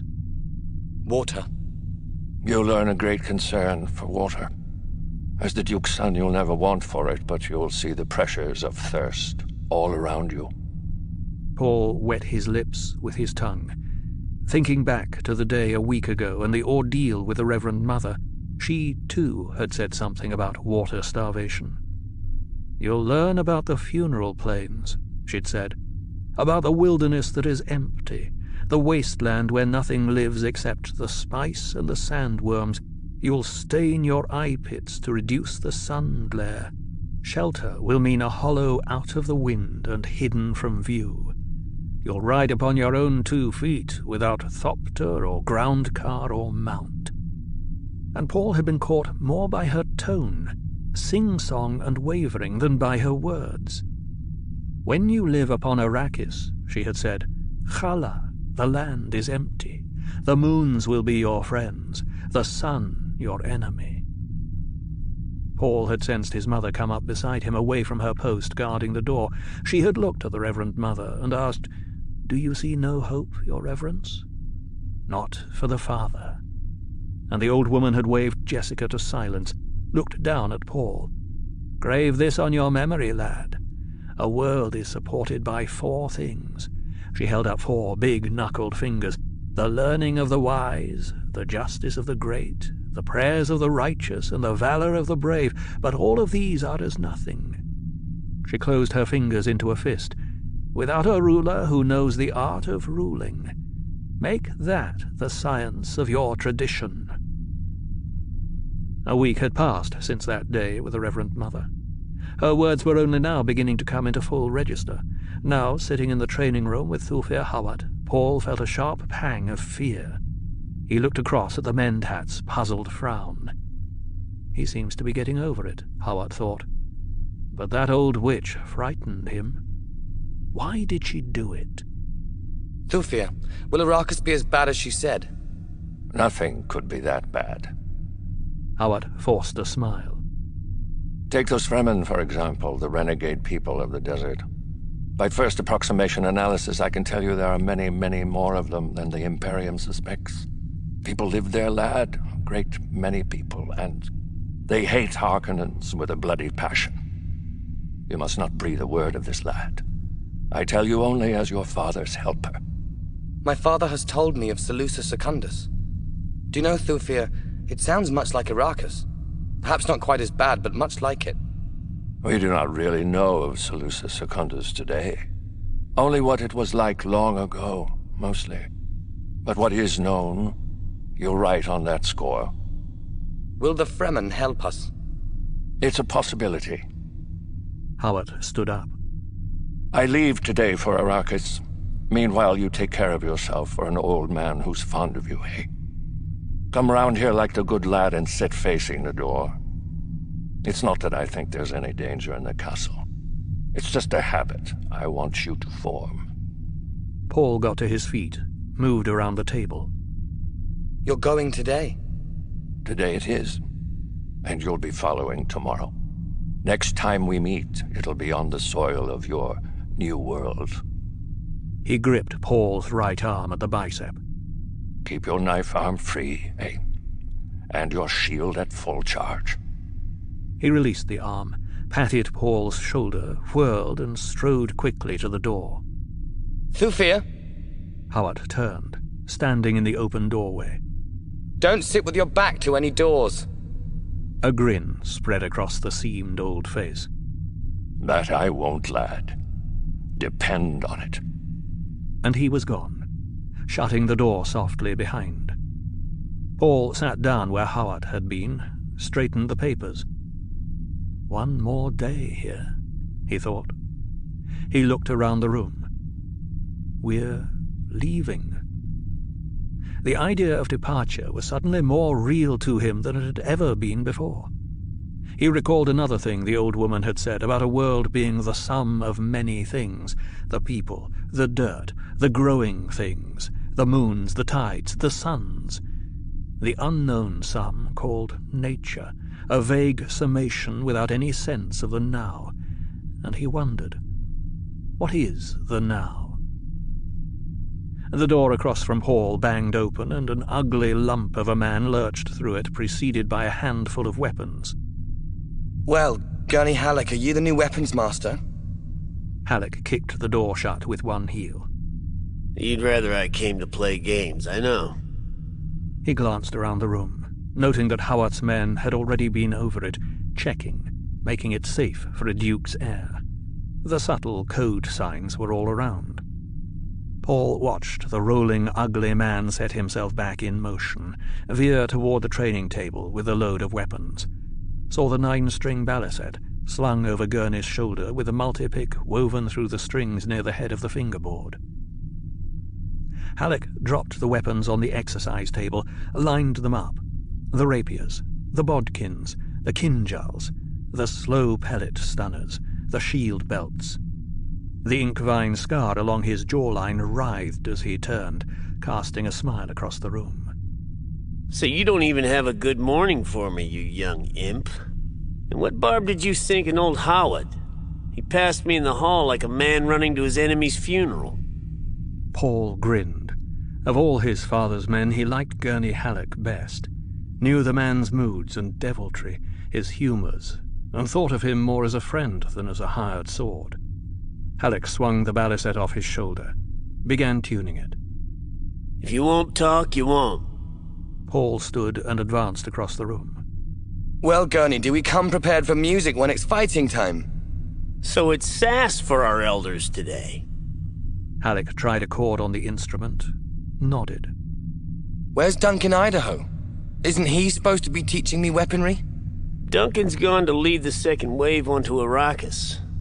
All you have left is poor Gurney, who's fresh out of fight and spoiling for music. He struck another chord, listened to it, smiled. And it was decided in council that you being such a poor fighter, we'd best teach you the music trade so's you won't waste your life entire. Maybe you'd better sing me a lay then. I want to be sure how not to do it. Ah-ha! Gurney laughed, and he swung into Galatian girls. his multi-picker blur over the strings as he sang. Oh, the Galatian girls will do it for pearls, and the Arrakeen for water. But if you desire dames like consuming flames, try a Caledonian daughter. Not bad for such a poor hand with the pick.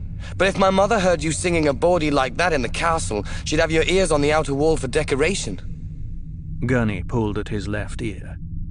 Poor decoration, too, they having been bruised so much listening at keyholes while a young lad I know practiced some strange ditties on his balisette.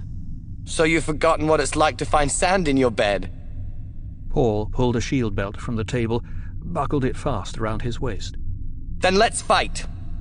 So, it was your wicked hand did that deed. Guard yourself today, young master. Guard yourself. He grabbed up a rapier, laced the air with it. I'm a hell fiend out for revenge. Paul lifted the companion rapier, bent it in his hands, stood in the aguille, 1 foot forward. He let his manner go solemn, in a comic imitation of Dr. Yui. What a dolt my father sends me for weaponry.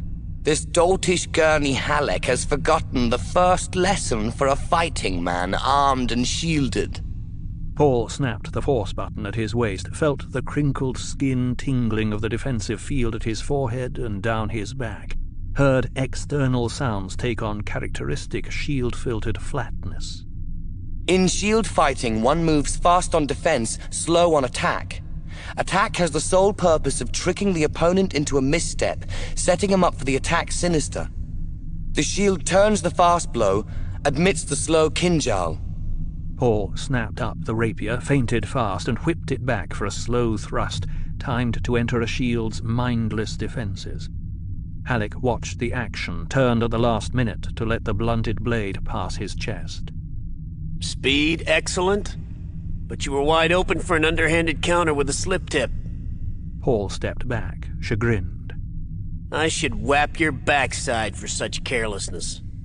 He lifted a naked kinjal from the table and held it up. This in the hand of an enemy can let out your life's blood. You're an apt pupil, none better, but I've warned you that not even in play do you let a man inside your guard with death in his hand. I guess I'm not in the mood for it today. Mood? What has mood to do with it? You fight when the necessity arises, no matter the mood. Mood's a thing for cattle or making love or playing the balisette. It's not for fighting. I'm sorry, Gurney. You're not sorry enough. Halleck activated his own shield, crouched with kinjal outthrust in left hand, the rapier poised high in his right. Now I say guard yourself for true! He leaped high to one side, then forward, pressing a furious attack. Paul fell back, parrying. He felt the field crackling as shield edges touched and repelled each other, sensed the electric tingling of the contact along his skin. What's gotten into Gurney? He asked himself. He's not faking this. Paul moved his left hand, dropped his bodkin into his palm from its wrist sheath. You see a need for an extra blade, eh? Is this betrayal? Paul wondered. Surely not Gurney. Across the room they fought, thrust and parry, feint and counter-feint. The air within their shield bubbles grew stale from the demands on it that the slow interchange along barrier edges could not replenish. With each new shield contact, the smell of ozone grew stronger. Paul continued to back, but now he directed his retreat toward the exercise table. If I can turn him beside the table, I'll show him a trick, Paul thought. One more step, Gurney. Halleck took the step. Paul directed a parry downward, turned, saw Halleck's rapier catch against the table's edge. Paul flung himself aside, thrust high with rapier, and came in across Halleck's neckline with the bodkin. He stopped the blade an inch from the jugular. Is this what you seek? Look down, lad. Paul obeyed, saw Halleck's kinjal thrust under the table's edge, the tip almost touching Paul's groin. We'd have joined each other in death, but I'll admit you fought some better when pressed to it. You seem to get the mood. He grinned wolfishly, the ink vine scar rippling along his jaw. The way you came at me. Would you really have drawn my blood? Halleck withdrew the kinjal, straightened. If you'd fought one whit beneath your abilities, I'd have scratched you a good one. A scar you'd remember.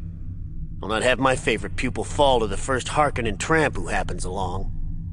Paul deactivated his shield, leaned on the table to catch his breath. I deserved that, Gurney. But it would have angered my father if you'd hurt me. I'll not have you punished for my failing. As to that, it was my failing too. And you needn't worry about a training scar or two. You're lucky you have so few. As to your father, the Duke could punish me only if I failed to make a first-class fighting man out of you. And I'd have been failing there if I hadn't explained the fallacy in this mood thing you've suddenly developed. Paul straightened, slipped his bodkin back into its wrist sheath. It's not exactly play we do here. Paul nodded. He felt a sense of wonder at the uncharacteristic seriousness in Halleck's manner, the sobering intensity. He looked at the beet-colored ink vine scar on the man's jaw, remembering the story of how it had been put there by Beast Raban in a Harkonnen slave pit on Giedi Prime, and Paul felt a sudden shame that he had doubted Halleck even for an instant. It occurred to Paul then that the making of Halleck's scar had been accompanied by pain. A pain as intense, perhaps, as that inflicted by a reverend mother. He thrust this thought aside. It chilled their world. I guess I did hope for some play today. Things are so serious around here lately. Halleck turned away to hide his emotions. Something burned in his eyes. There was pain in him, like a blister, all that was left of some lost yesterday that time had pruned off him. How soon this child must assume his manhood, Halleck thought. How soon he must read that form within his mind, that contract of brutal caution to enter the necessary fact on the necessary line. Please list your next of kin. Halleck spoke without turning. I sensed the play in you, lad, and I'd like nothing better than to join in it. But this no longer can be play. Tomorrow we go to Arrakis. Arrakis is real. The Harkonnens are real. Paul touched his forehead with his rapier blade held vertical. Halleck turned, saw the salute, and acknowledged it with a nod. He gestured to the practice dummy. Now, we'll work on your timing. Let me see you catch that thing sinister. I'll control it from over here where I can have a full view of the action, and I warn you, I'll be trying new counters today. There's a warning you'd not get from a real enemy. Paul stretched up on his toes to relieve his muscles. He felt solemn with a sudden realization that his life had become filled with swift changes. He crossed to the dummy, slapped the switch on its chest with his rapier tip, and felt the defensive field forcing his blade away. "On guard!" Halleck called, and the dummy pressed the attack. Paul activated his shield, parried, and countered.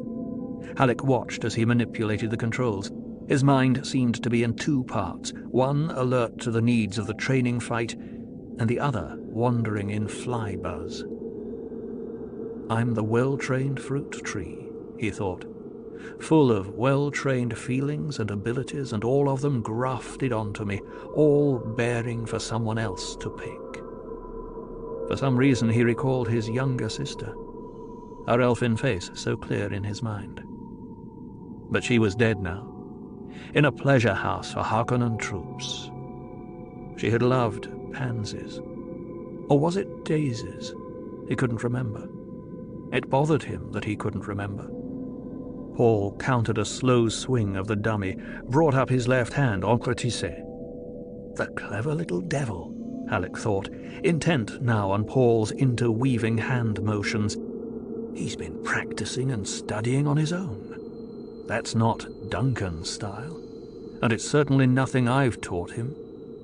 This thought only added to Halleck's sadness.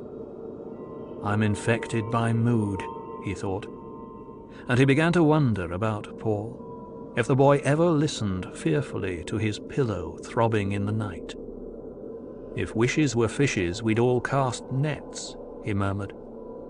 It was his mother's expression, and he always used it when he felt the blackness of tomorrow on him. Then he thought what an odd expression that was, to be taking to a planet that had never known seas or fishes.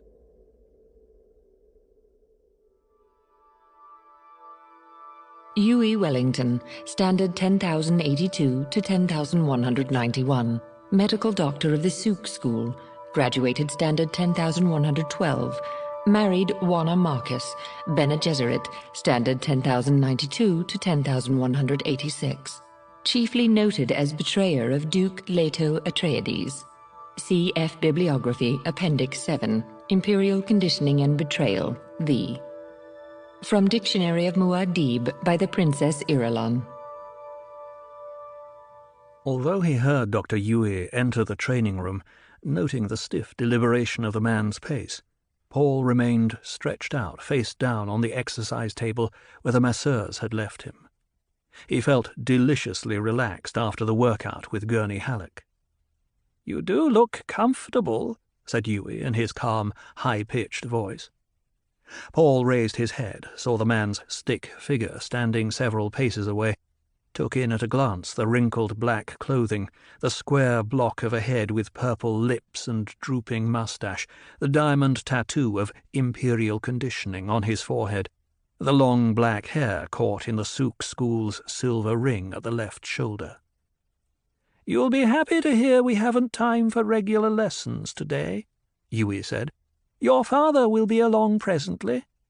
Paul sat up. "However, I've arranged for you to have a film book viewer and several lessons during the crossing to Arrakis." "Oh." Paul began pulling on his clothes. He felt excitement that his father would be coming. They had spent so little time together since the Emperor's command to take over the fief of Arrakis. Huey crossed to the L table, thinking, how the boy has filled out these past few months. Such a waste. Oh, such a sad waste. And he reminded himself, I must not falter. What I do is done to be certain my Juana can no longer be hurt by the Harkonnen beasts. Paul joined him at the table, buttoning his jacket. What'll I be studying on the way across? Ah, the tyrannic life forms of Arrakis. The planet seems to have opened its arms to certain tyrannic life forms. It's not clear how. I must seek out the planetary ecologist when we arrive, a Dr. Kynes, and offer my help in the investigation. And Huey thought, what am I saying? I play the hypocrite even with myself. Will there be something on the Fremen? Paul asked. The Fremen? Huey drummed his fingers on the table, caught Paul staring at the nervous motion, withdrew his hand. Maybe you have something on the whole Arrakeen population, Paul said. Yes, to be sure, Huey said. There are two general separations of the people. Fremen, they are one group, and the others are the people of the Graben, the Sink, and the Pan. There's some intermarriage, I am told. The women of Pan and Sink villages prefer Fremen husbands. Their men prefer Fremen wives. They have a saying, polish comes from the cities, wisdom from the desert. Do you have pictures of them? I'll see what I can get you. The most interesting feature, of course, is their eyes. Totally blue, no whites in them. Mutation? No, it's linked to a saturation of the blood with melange. The Fremen must be brave to live at the edge of that desert. By all accounts, Huey said, they compose poems to their knives.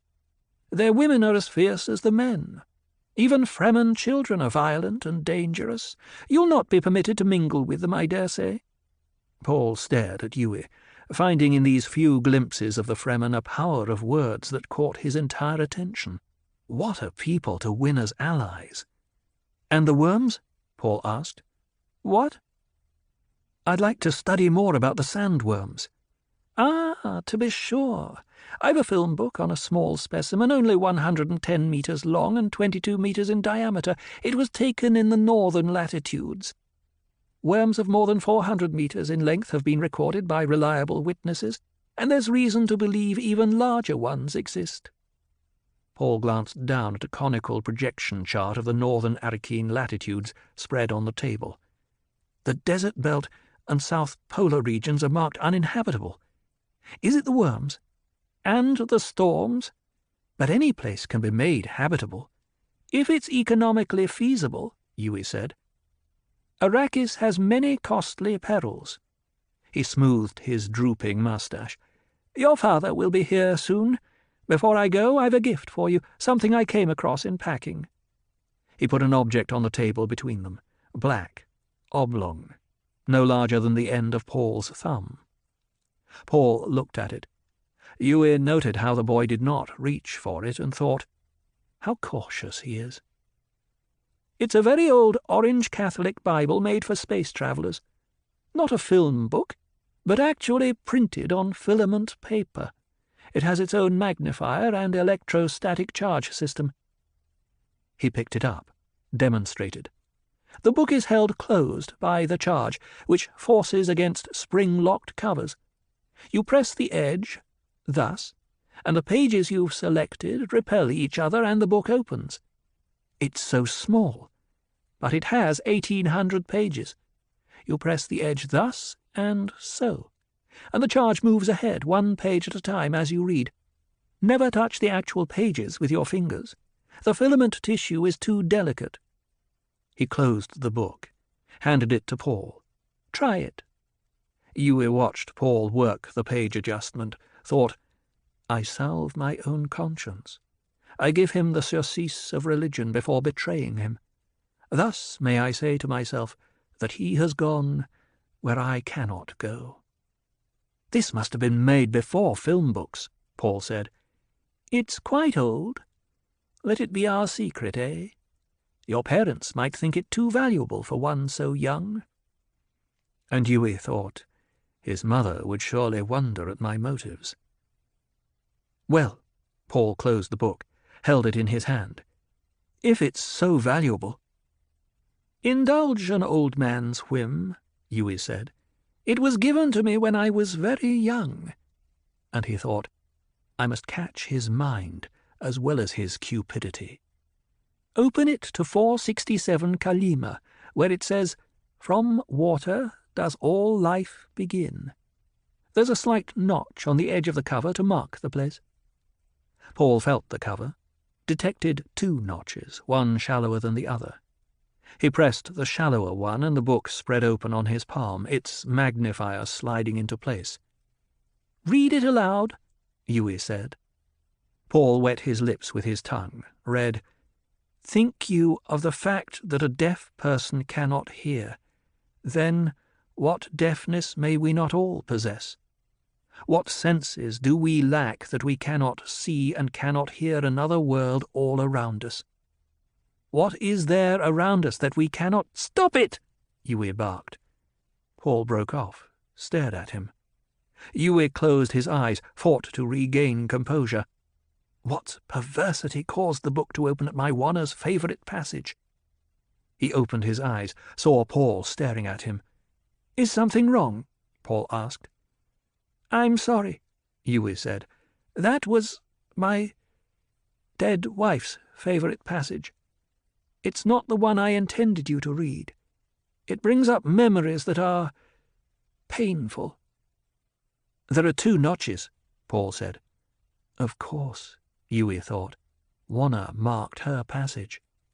His fingers are more sensitive than mine and found her mark. It was an accident. No more. "You may find the book interesting," Yui said. "It has much historical truth in it, as well as good ethical philosophy." Paul looked down at the tiny book in his palm, such a small thing. Yet it contained a mystery. Something had happened while he read from it. He had felt something stir his terrible purpose. "Your father will be here any minute," Yui said. "Put the book away and read it at your leisure." Paul touched the edge of it as Yui had shown him. The book sealed itself. He slipped it into his tunic. For a moment there, when Yui had barked at him, Paul had feared the man would demand the book's return. "I thank you for the gift, Dr. Yui," Paul said, speaking formally. "It will be our secret. If there is a gift of favour you wish from me, please do not hesitate to ask." "I need for nothing," Yui said.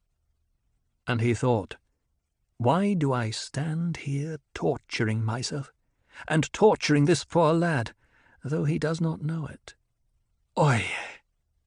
Damn those Harkonnen beasts! Why did they choose me for their abomination? How do we approach the study of Muad'Dib's father? A man of surpassing warmth and surprising coldness was the Duke Leto Atreides. Yet many facts open the way to this Duke: his abiding love for his Bene Gesserit lady, the dreams he held for his son, the devotion with which men served him. You see him there, a man snared by destiny, a lonely figure with his light dimmed behind the glory of his son. Still, one must ask, what is the son but an extension of the father?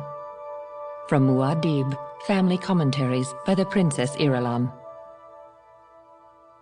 Paul watched his father enter the training room, saw the guards take up stations outside. One of them closed the door.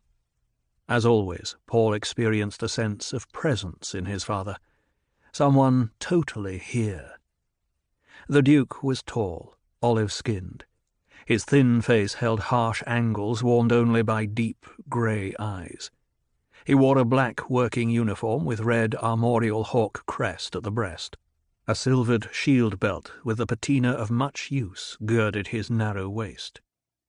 Hard at work, son? He crossed to the L table, glanced at the papers on it, swept his gaze around the room and back to Paul. He felt tired, filled with the ache of not showing his fatigue. I must use every opportunity to rest during the crossing to Arrakis, he thought. There'll be no rest on Arrakis. Not very hard. Everything's so... Yes. Well, tomorrow we leave. It'll be good to get settled in our new home. Put all this upset behind. Paul nodded, suddenly overcome by memory of the Reverend Mother's words. For the father, nothing. Father, will Arrakis be as dangerous as everyone says? The Duke forced himself to the casual gesture, sat down on a corner of the table, smiled. A whole pattern of conversation welled up in his mind, the kind of thing he might use to dispel the vapours in his men before a battle. The pattern froze before it could be vocalized, confronted by the single thought, "This is my son." It'll be dangerous. Howard tells me we have a plan for the Fremen. Paul wondered, why don't I tell him what that old woman said? How did she seal my tongue? The Duke noted his son's distress. As always, Hawat sees the main chance. But there's much more. I see also the Combiné Honnête Aubert Advancer Mercantile, the Chom Company. By giving me Arrakis, His Majesty is forced to give us a Chom directorship. A subtle game. Chom controls the spice. And Arrakis, with its spice, is our avenue into Chom. There's more to Chom than melange. Did the Reverend Mother warn you? Paul clenched his fists, feeling his palms slippery with perspiration. The effort it had taken to ask that question. Hawat tells me she frightened you with warnings about Arrakis. Don't let a woman's fears cloud your mind. No woman wants her loved ones endangered.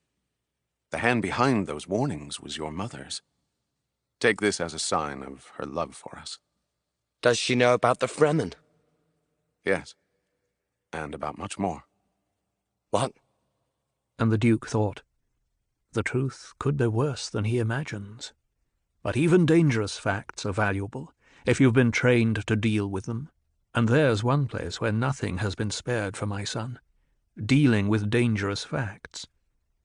This must be leavened, though. He is young. Few products escape the Chom touch.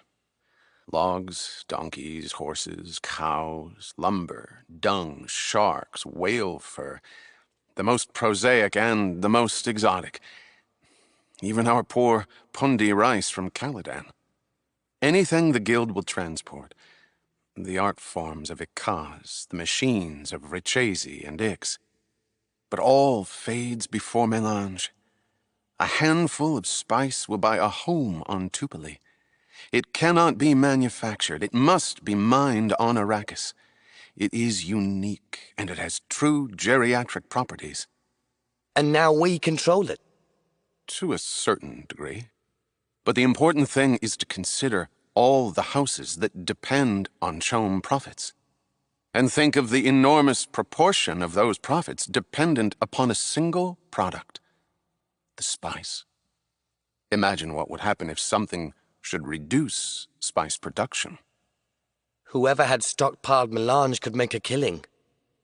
Others would be out in the cold.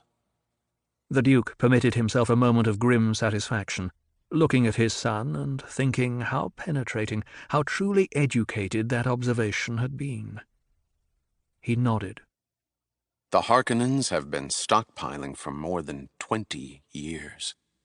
They mean spice production to fail and you to be blamed. They wish the Atreides name to become unpopular. Think of the Landsraad houses that look to me for a certain amount of leadership. Their unofficial spokesman.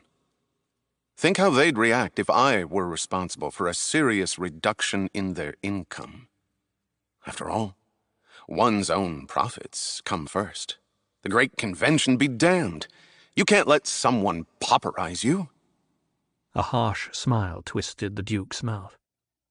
They'd look the other way, no matter what was done to me. Even if we were attacked with atomics? Nothing that flagrant. No open defiance of the convention, but almost anything else short of that. Perhaps even dusting and a bit of soil poisoning. Then why are we walking into this? Paul, knowing where the trap is, that's the first step in evading it. This is like single combat, son, only on a larger scale. A feint within a feint within a feint, seemingly without end. The task is to unravel it. Knowing that the Harkonnens stockpile melange, we ask another question. Who else is stockpiling? That's the list of our enemies. Who? Certain houses we knew were unfriendly, and some we'd thought friendly. We need not consider them for the moment, because there is one other much more important. Our beloved Padishah Emperor. Paul tried to swallow in a throat suddenly dry. Couldn't you convene the Landsraad? Expose... Make our enemy aware we know which hand holds the knife? Ah, now, Paul, we see the knife now. Who knows where it might be shifted next? If we put this before the Landsraad, it'd only create a great cloud of confusion. The Emperor would deny it. Who could gainsay him? All we'd gain is a little time while risking chaos. And where would the next attack come from? All the houses might start stockpiling spice. Our enemies have a head start. Too much of a lead to overcome. The Emperor. That means the Sardaukar. Disguised in Harkonnen livery, no doubt. But the soldier fanatics, nonetheless. How can Fremen help us against Sardaukar? Did Hawat talk to you about Seleucus Secundus? The Emperor's prison planet? No. What if it were more than a prison planet, Paul? There's a question you never hear asked about the Imperial Corps of Sardaukar. Where do they come from? From the prison planet. They come from somewhere. But the supporting levies the Emperor demands from... That's what we're led to believe. They're just the Emperor's levies, trained young and superbly. You hear an occasional muttering about the Emperor's training cadres, but the balance of our civilization remains the same. The military forces of the Landsraad great houses on one side, the Sardaukar and their supporting levies on the other. And their supporting levies, Paul. The Sardaukar remain the Sardaukar. But every report on Seleucus Secundus says SS is a hell world. Undoubtedly. But if you are going to raise tough, strong, ferocious men, what environmental conditions would you impose on them? How could you win the loyalty of such men? There are proven ways. Play on the certain knowledge of their superiority, the mystique of secret covenant, the esprit of shared suffering. It can be done. It has been done on many worlds in many times. Paul nodded, holding his attention on his father's face. He felt some revelation impending. Consider Arrakis. When you get outside the towns and garrison villages, it's every bit as terrible a place as Seleucia Secundus. Paul's eyes went wide. The Fremen! We have there the potential of a core as strong and deadly as the Sardaukar. It'll require patience to exploit them secretly and wealth to equip them properly. But the Fremen are there, and the spice wealth is there. You see now why we walk into Arrakis, knowing the trap is there. Don't the Harkonnens know about the Fremen? The Harkonnens sneered at the Fremen, hunted them for sport, never even bothered trying to count them. We know the Harkonnen policy with planetary populations. Spend as little as possible to maintain them. The metallic threads in the hawk symbol above his father's breast glistened as the Duke shifted his position. You see? We're negotiating with the Fremen right now. I sent a mission headed by Duncan Idaho. A proud and ruthless man, Duncan, but fond of the truth. I think the Fremen will admire him.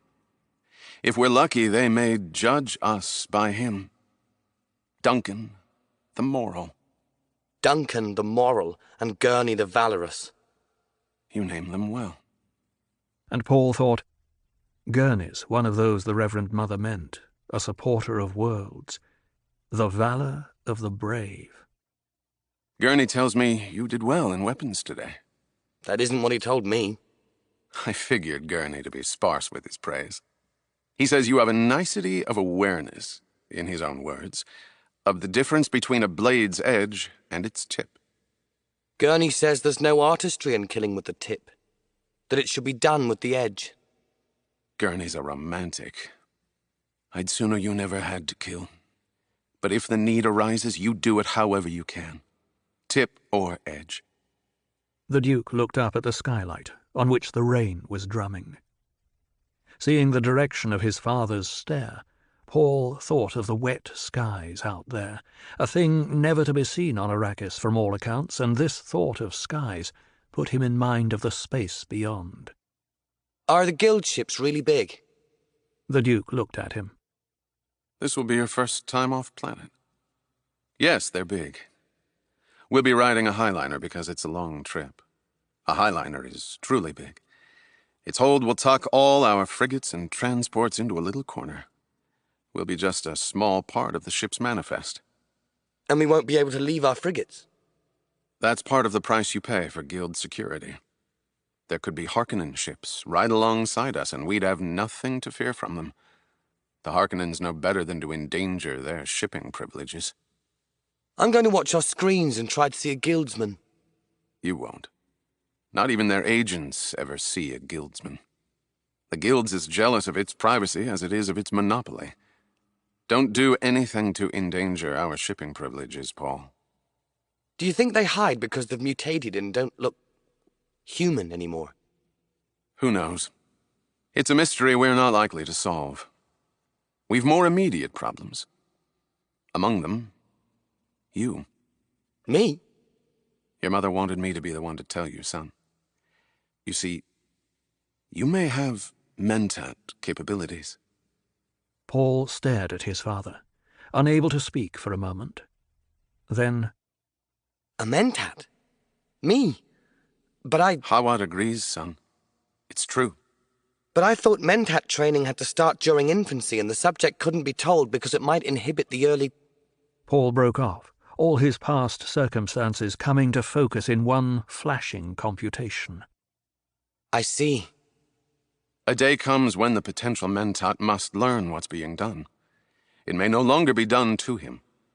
The mentat has to share in the choice of whether to continue or abandon the training. Some can continue. Some are incapable of it. Only the potential mentat can tell this for sure about himself. Paul rubbed his chin. All the special training from Hawat and his mother, the mnemonics, the focusing of awareness, the muscle control and sharpening of sensitivities, the study of languages and nuances of voices, all of it clicked into a new kind of understanding in his mind. You'll be the Duke someday, son. A Mentat Duke would be formidable indeed. Can you decide now? Or do you need more time? I'll go on with the training. Formidable indeed. Paul saw the proud smile on his father's face. The smile shocked Paul. It had a skull look on the Duke's narrow features. Paul closed his eyes, feeling the terrible purpose reawaken within him. Perhaps being a Mentat is terrible purpose, he thought. But even as he focused on this thought, his new awareness denied it.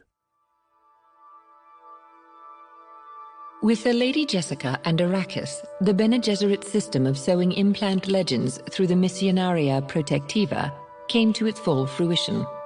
The wisdom of seeding the known universe with a prophecy pattern for the protection of Bene Gesserit personnel has long been appreciated, but never have we seen a condition ut extremis with more ideal mating of person and preparation. The prophetic legends had taken on Arrakis, even to the extent of adopted labels, including Reverend Mother, Canto and Respondo, and most of the Sharia Panoplia Propheticus. And it is generally accepted now that the Lady Jessica's latent abilities were grossly underestimated. From Analysis, the Erekine Crisis, by the Princess Irulan. Private Circulation Bene Gesserit, file number AR 81088587.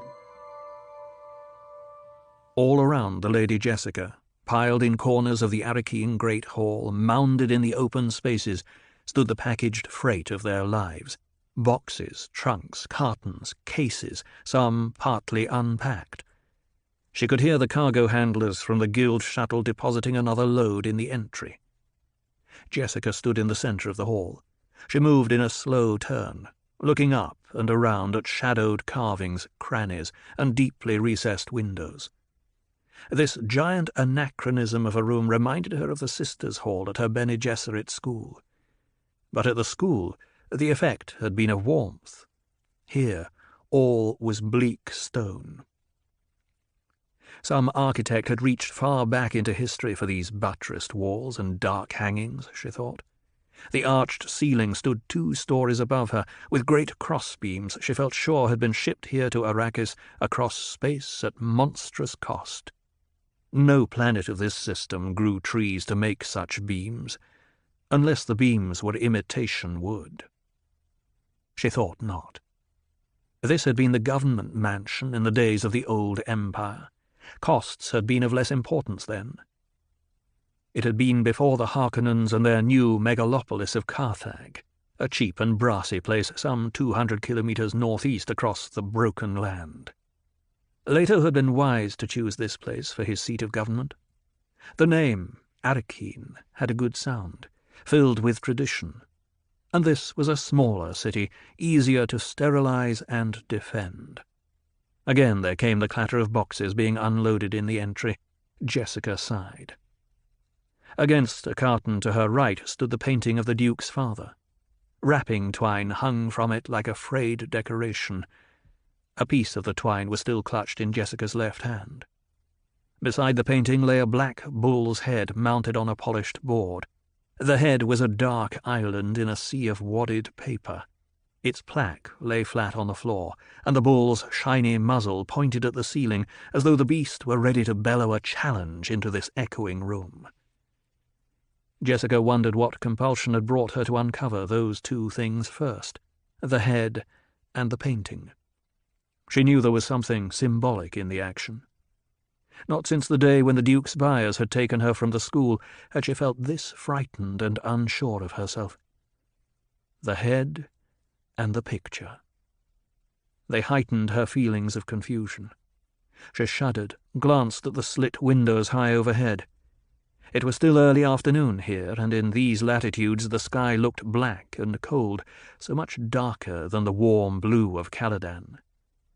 A pang of homesickness throbbed through her. So far away, Caladan. Here we are. The voice was Duke Leto's. She whirled, saw him striding from the arched passage to the dining hall.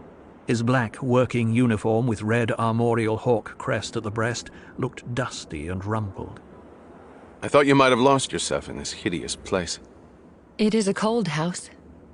She looked at his tallness, at the dark skin that made her think of olive groves and golden sun on blue waters.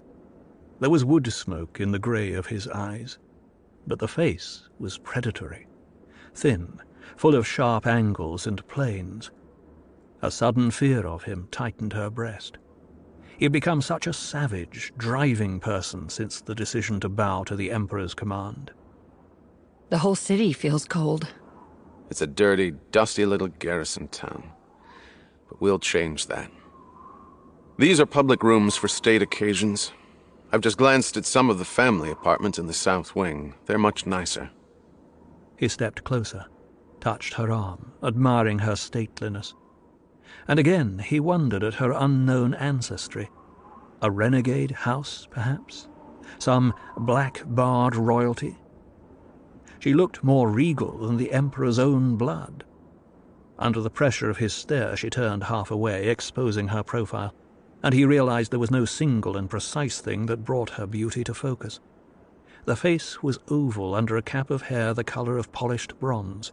Her eyes were set wide, as green and clear as the morning skies of Caladan.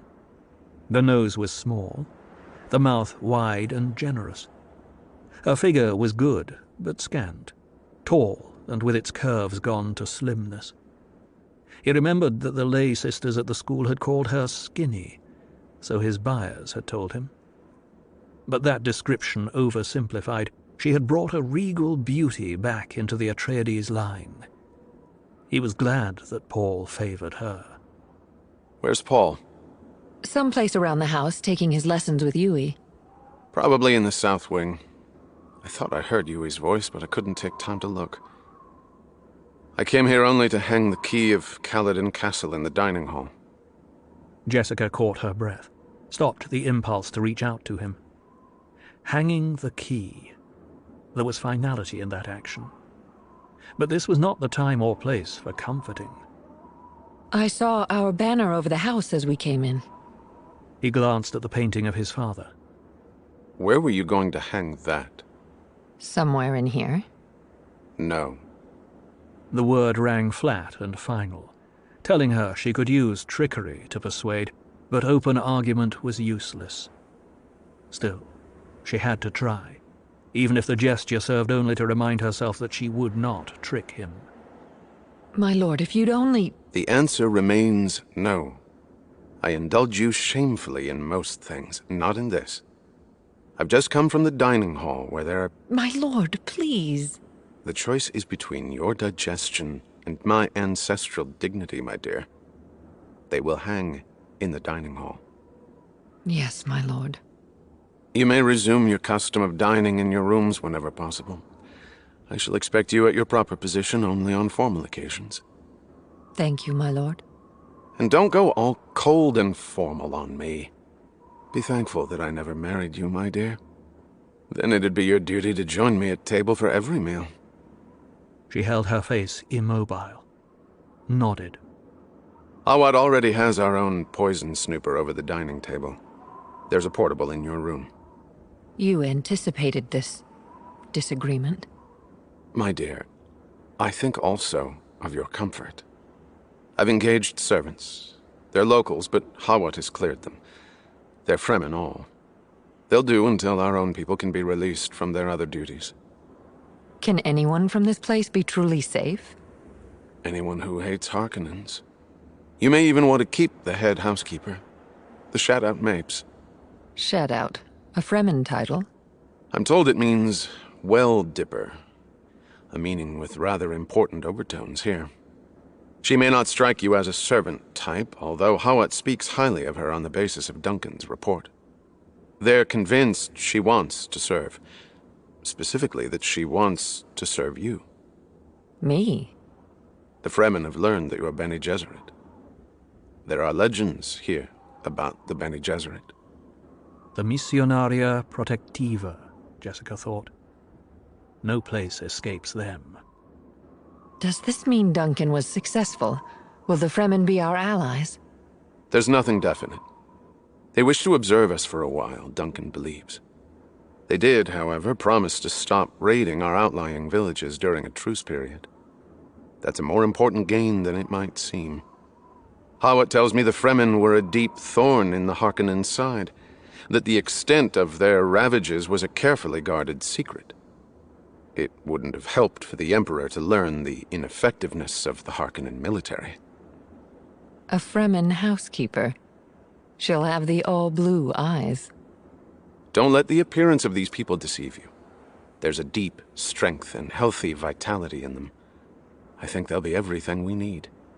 It's a dangerous gamble. Let's not go into that again. We are committed, no doubt of that. Jessica went through the quick regimen of calmness, the 2 deep breaths, the ritual thought. When I assign rooms, is there anything special I should reserve for you? You must teach me someday how you do that. The way you thrust your worries aside and turn to practical matters. It must be a Bene Gesserit thing. It's a female thing. Well, assignment of rooms. Make certain I have large office space next to my sleeping quarters. There'll be more paperwork here than on Caladan. A guard room, of course. That should cover it. Don't worry about security of the house. Hawat's men have been over it in depth. I'm sure they have. The Duke glanced at his wristwatch. And you might see that all our timepieces are adjusted for Erekine local. I've assigned a tech to take care of it. He'll be along presently. He brushed a strand of her hair back from her forehead. I must return to the landing field now. The second shuttle's due any minute with my staff reserves. Couldn't Hawat meet them, my lord? You look so tired. The good Thufir is even busier than I am. You know this planet's infested with Harkonnen intrigues. Besides, I must try persuading some of the trained spice hunters against leaving. They have the option, you know, with the change of fief. And this planetologist the Emperor and the Landsraad installed as judge of the change cannot be bought. He's allowing the opt. About 800 trained hands expect to go out on the spice shuttle, and there's a guild cargo ship standing by. My lord. Yes? He will not be persuaded against trying to make this planet secure for us, she thought.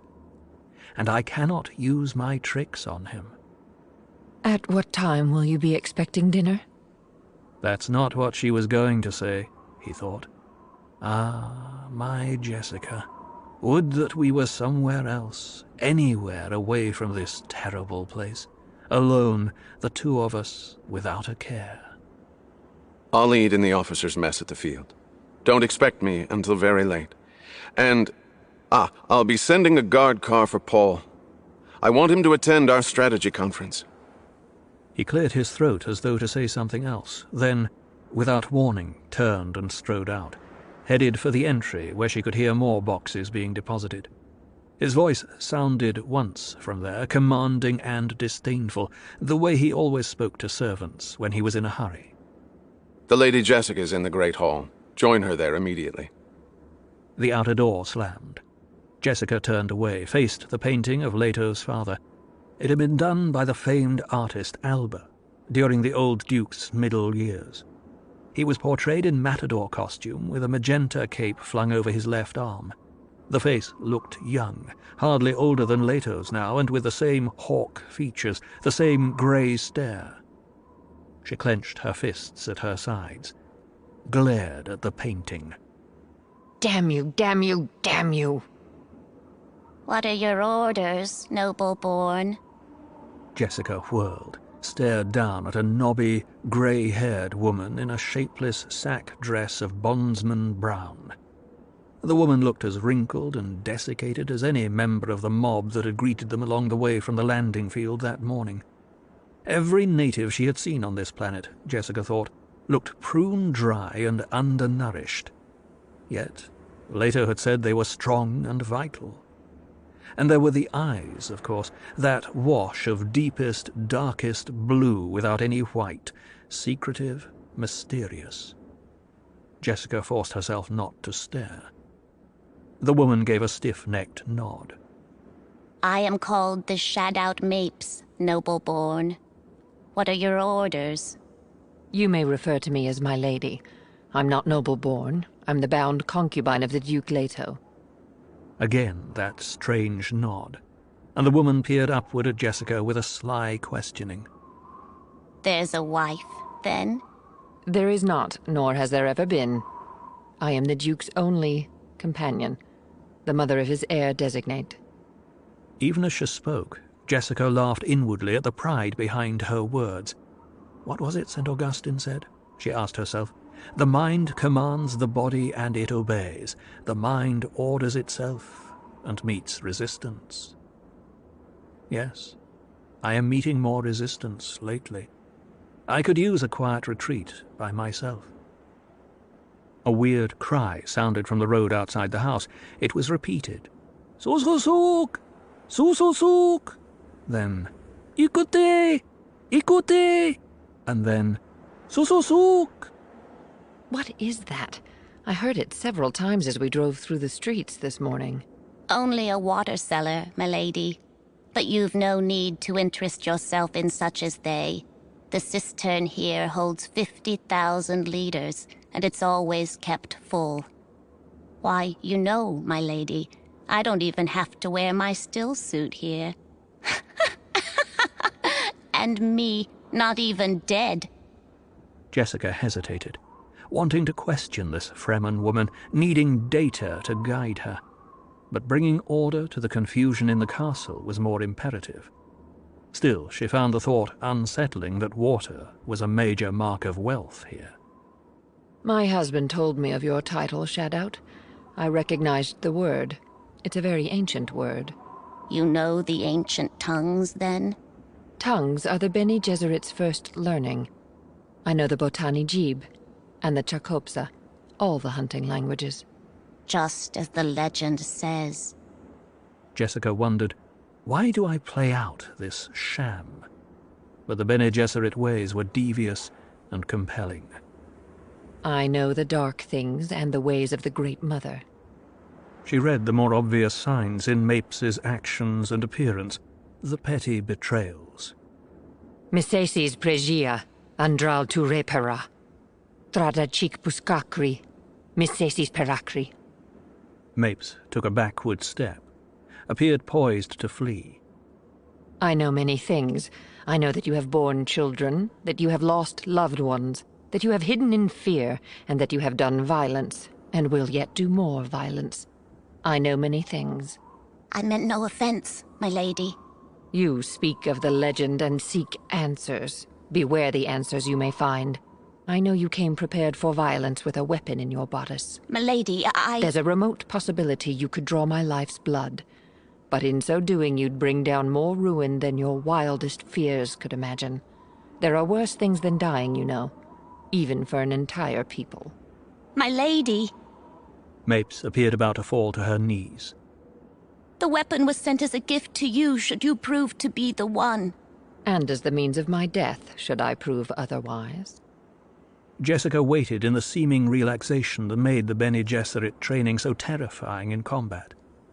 Now we see which way the decision tips, she thought. Slowly, Mapes reached into the neck of her dress, brought out a dark sheath. A black handle with deep finger ridges protruded from it. She took sheath in one hand and handle in the other, withdrew a milk-white blade, held it up.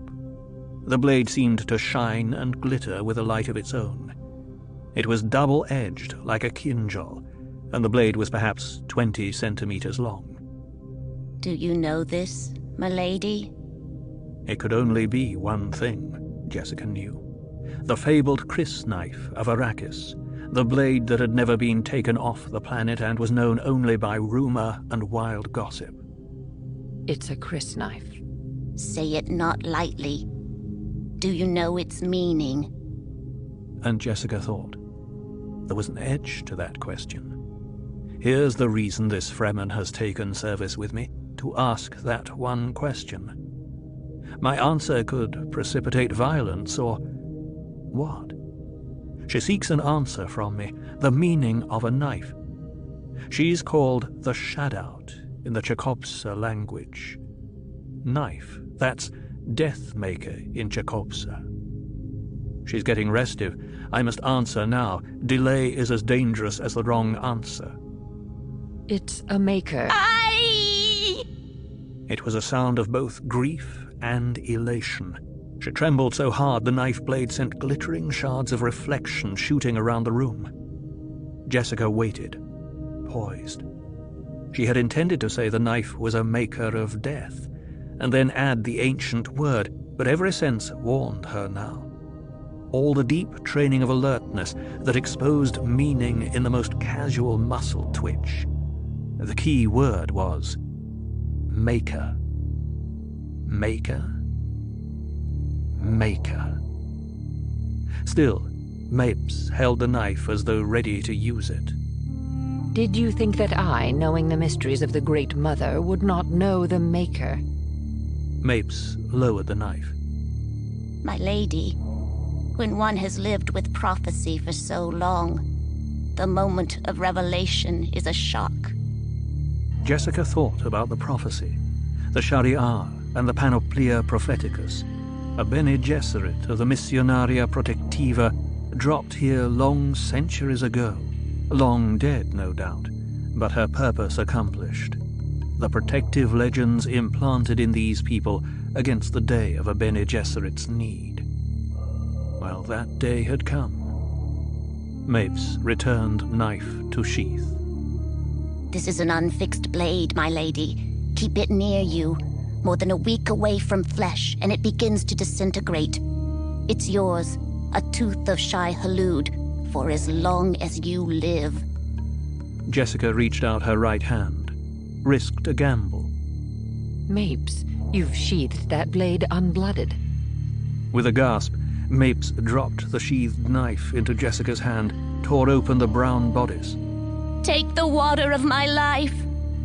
Jessica withdrew the blade from its sheath. How it glittered. She directed the point toward Mapes, saw a fear greater than death, panic come over the woman. Poison in the point? Jessica wondered. She tipped up the point, drew a delicate scratch with the blade's edge above Mapes's left breast. There was a thick welling of blood that stopped almost immediately. Ultra-fast coagulation, Jessica thought. A moisture-conserving mutation. She sheathed the blade. Button your dress, Mapes. Mapes obeyed, trembling. The eyes without whites stared at Jessica. You are ours. You are the one. There came another sound of unloading in the entry. Swiftly, Mapes grabbed the sheathed knife, concealed it in Jessica's bodice. Who sees that knife must be cleansed or slain. You know that, milady. I know it now, Jessica thought. The cargo handlers left without intruding on the Great Hall. The uncleansed who have seen a Chris knife may not leave Arrakis alive. Never forget that, my lady. You've been entrusted with a Chris knife. Now the thing must take its course. It cannot be hurried. She glanced at the stacked boxes and piled goods around them. And there's work aplenty to while the time for us here. Jessica hesitated. The thing must take its course. That was a specific catchphrase from the Missionaria Protectiva's stock of incantations, the coming of the Reverend Mother to free you. But I'm not a Reverend Mother, Jessica thought. And then, Great Mother, they planted that one here. This must be a hideous place. What'll you be wanting me to do first, milady? Instinct warned Jessica to match that casual tone. The painting of the old Duke over there. It must be hung on one side of the dining hall. The bull's head must go on the wall opposite the painting. Mapes crossed to the bull's head. What a great beast it must have been to carry such a head. I'll have to be cleaning this first, won't I, milady? No. But there's dirt caked on its horns. That's not dirt, Mapes. That's the blood of our Duke's father. Those horns were sprayed with a transparent fixative within hours after this beast killed the old Duke. Ah, now! It's just blood. Old blood at that. Get some help hanging these now. The beastly things are heavy. Did you think the blood bothered me? I'm of the desert and I've seen blood aplenty. I see that you have. And some of it my own. More'n you drew with your puny scratch. You'd rather I'd cut deeper? Ah, no. The body's water is scant enough, without gushing a wasteful lot of it into the air. You did the thing right.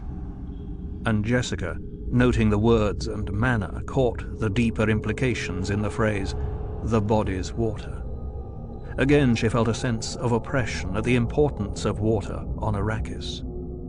On which side of the dining hall shall I hang which one of these pretties, my lady?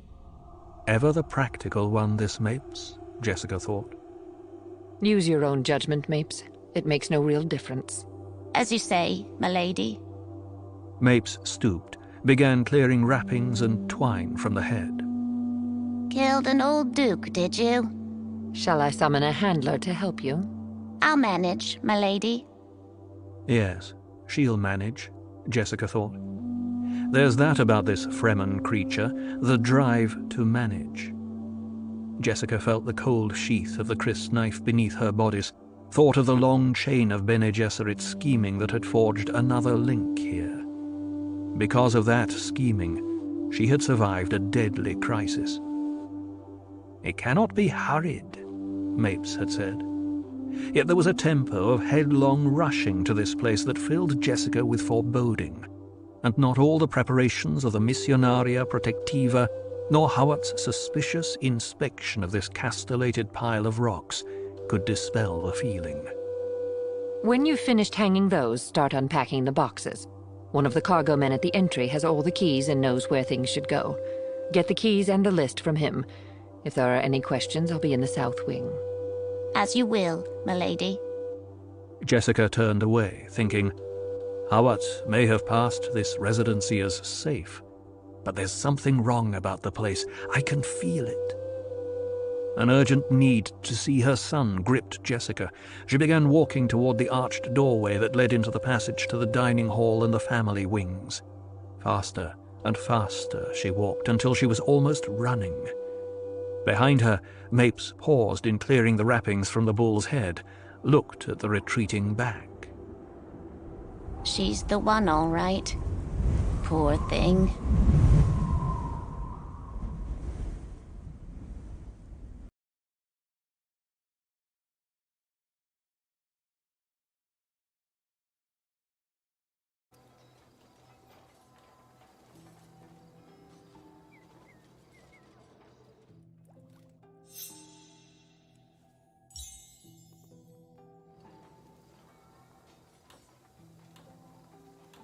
What is it this time?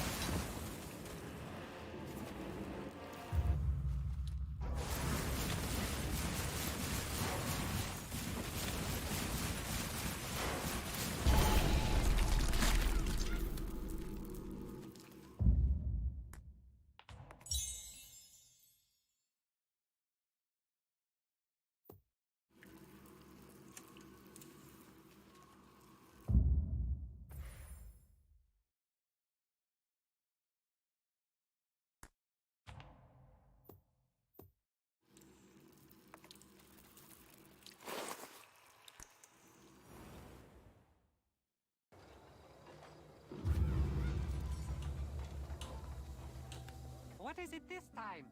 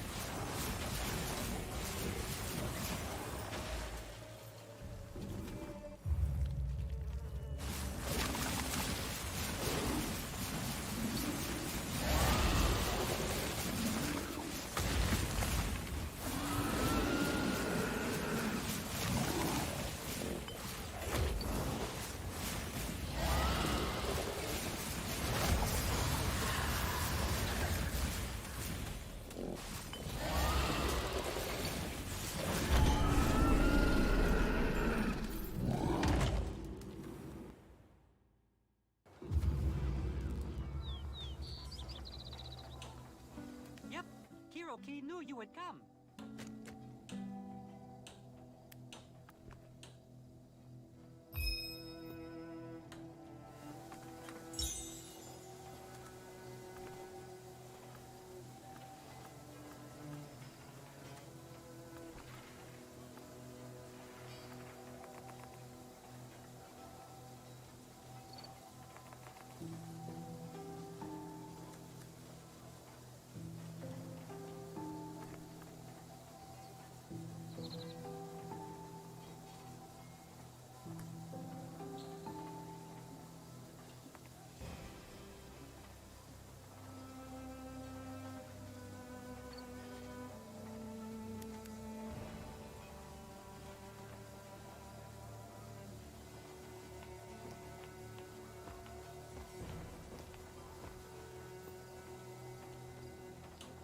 Kiroki make good weapons too.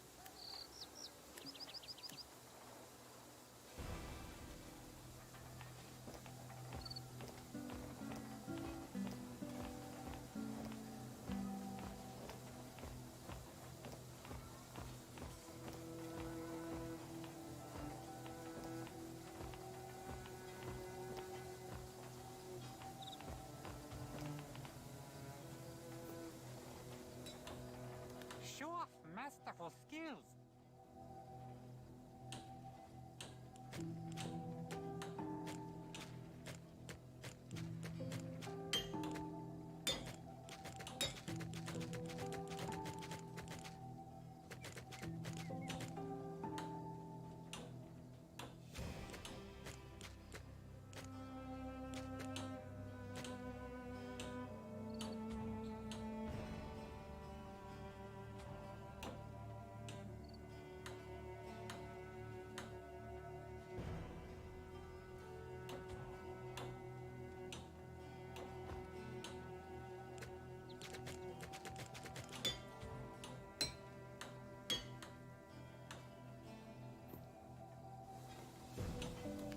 Show off masterful skills.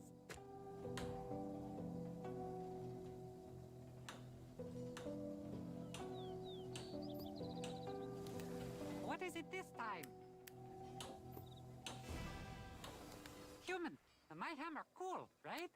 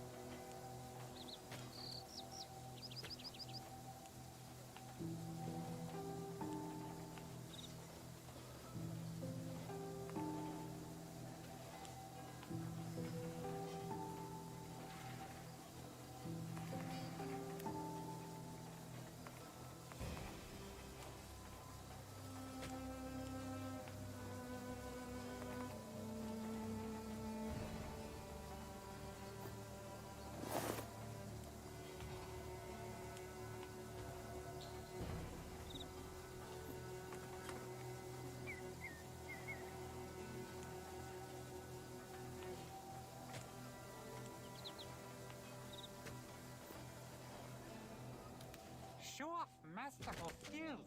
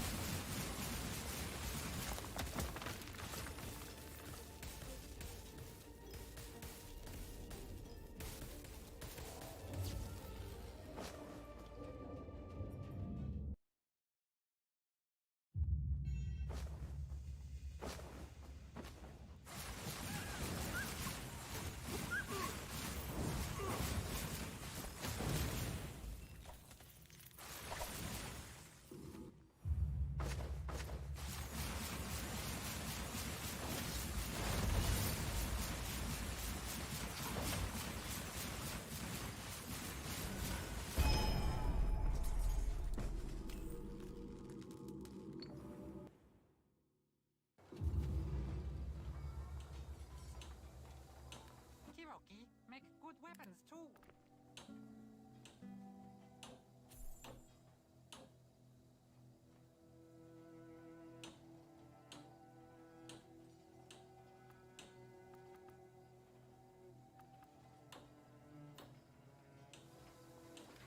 Yep, Kiroki knew you would come.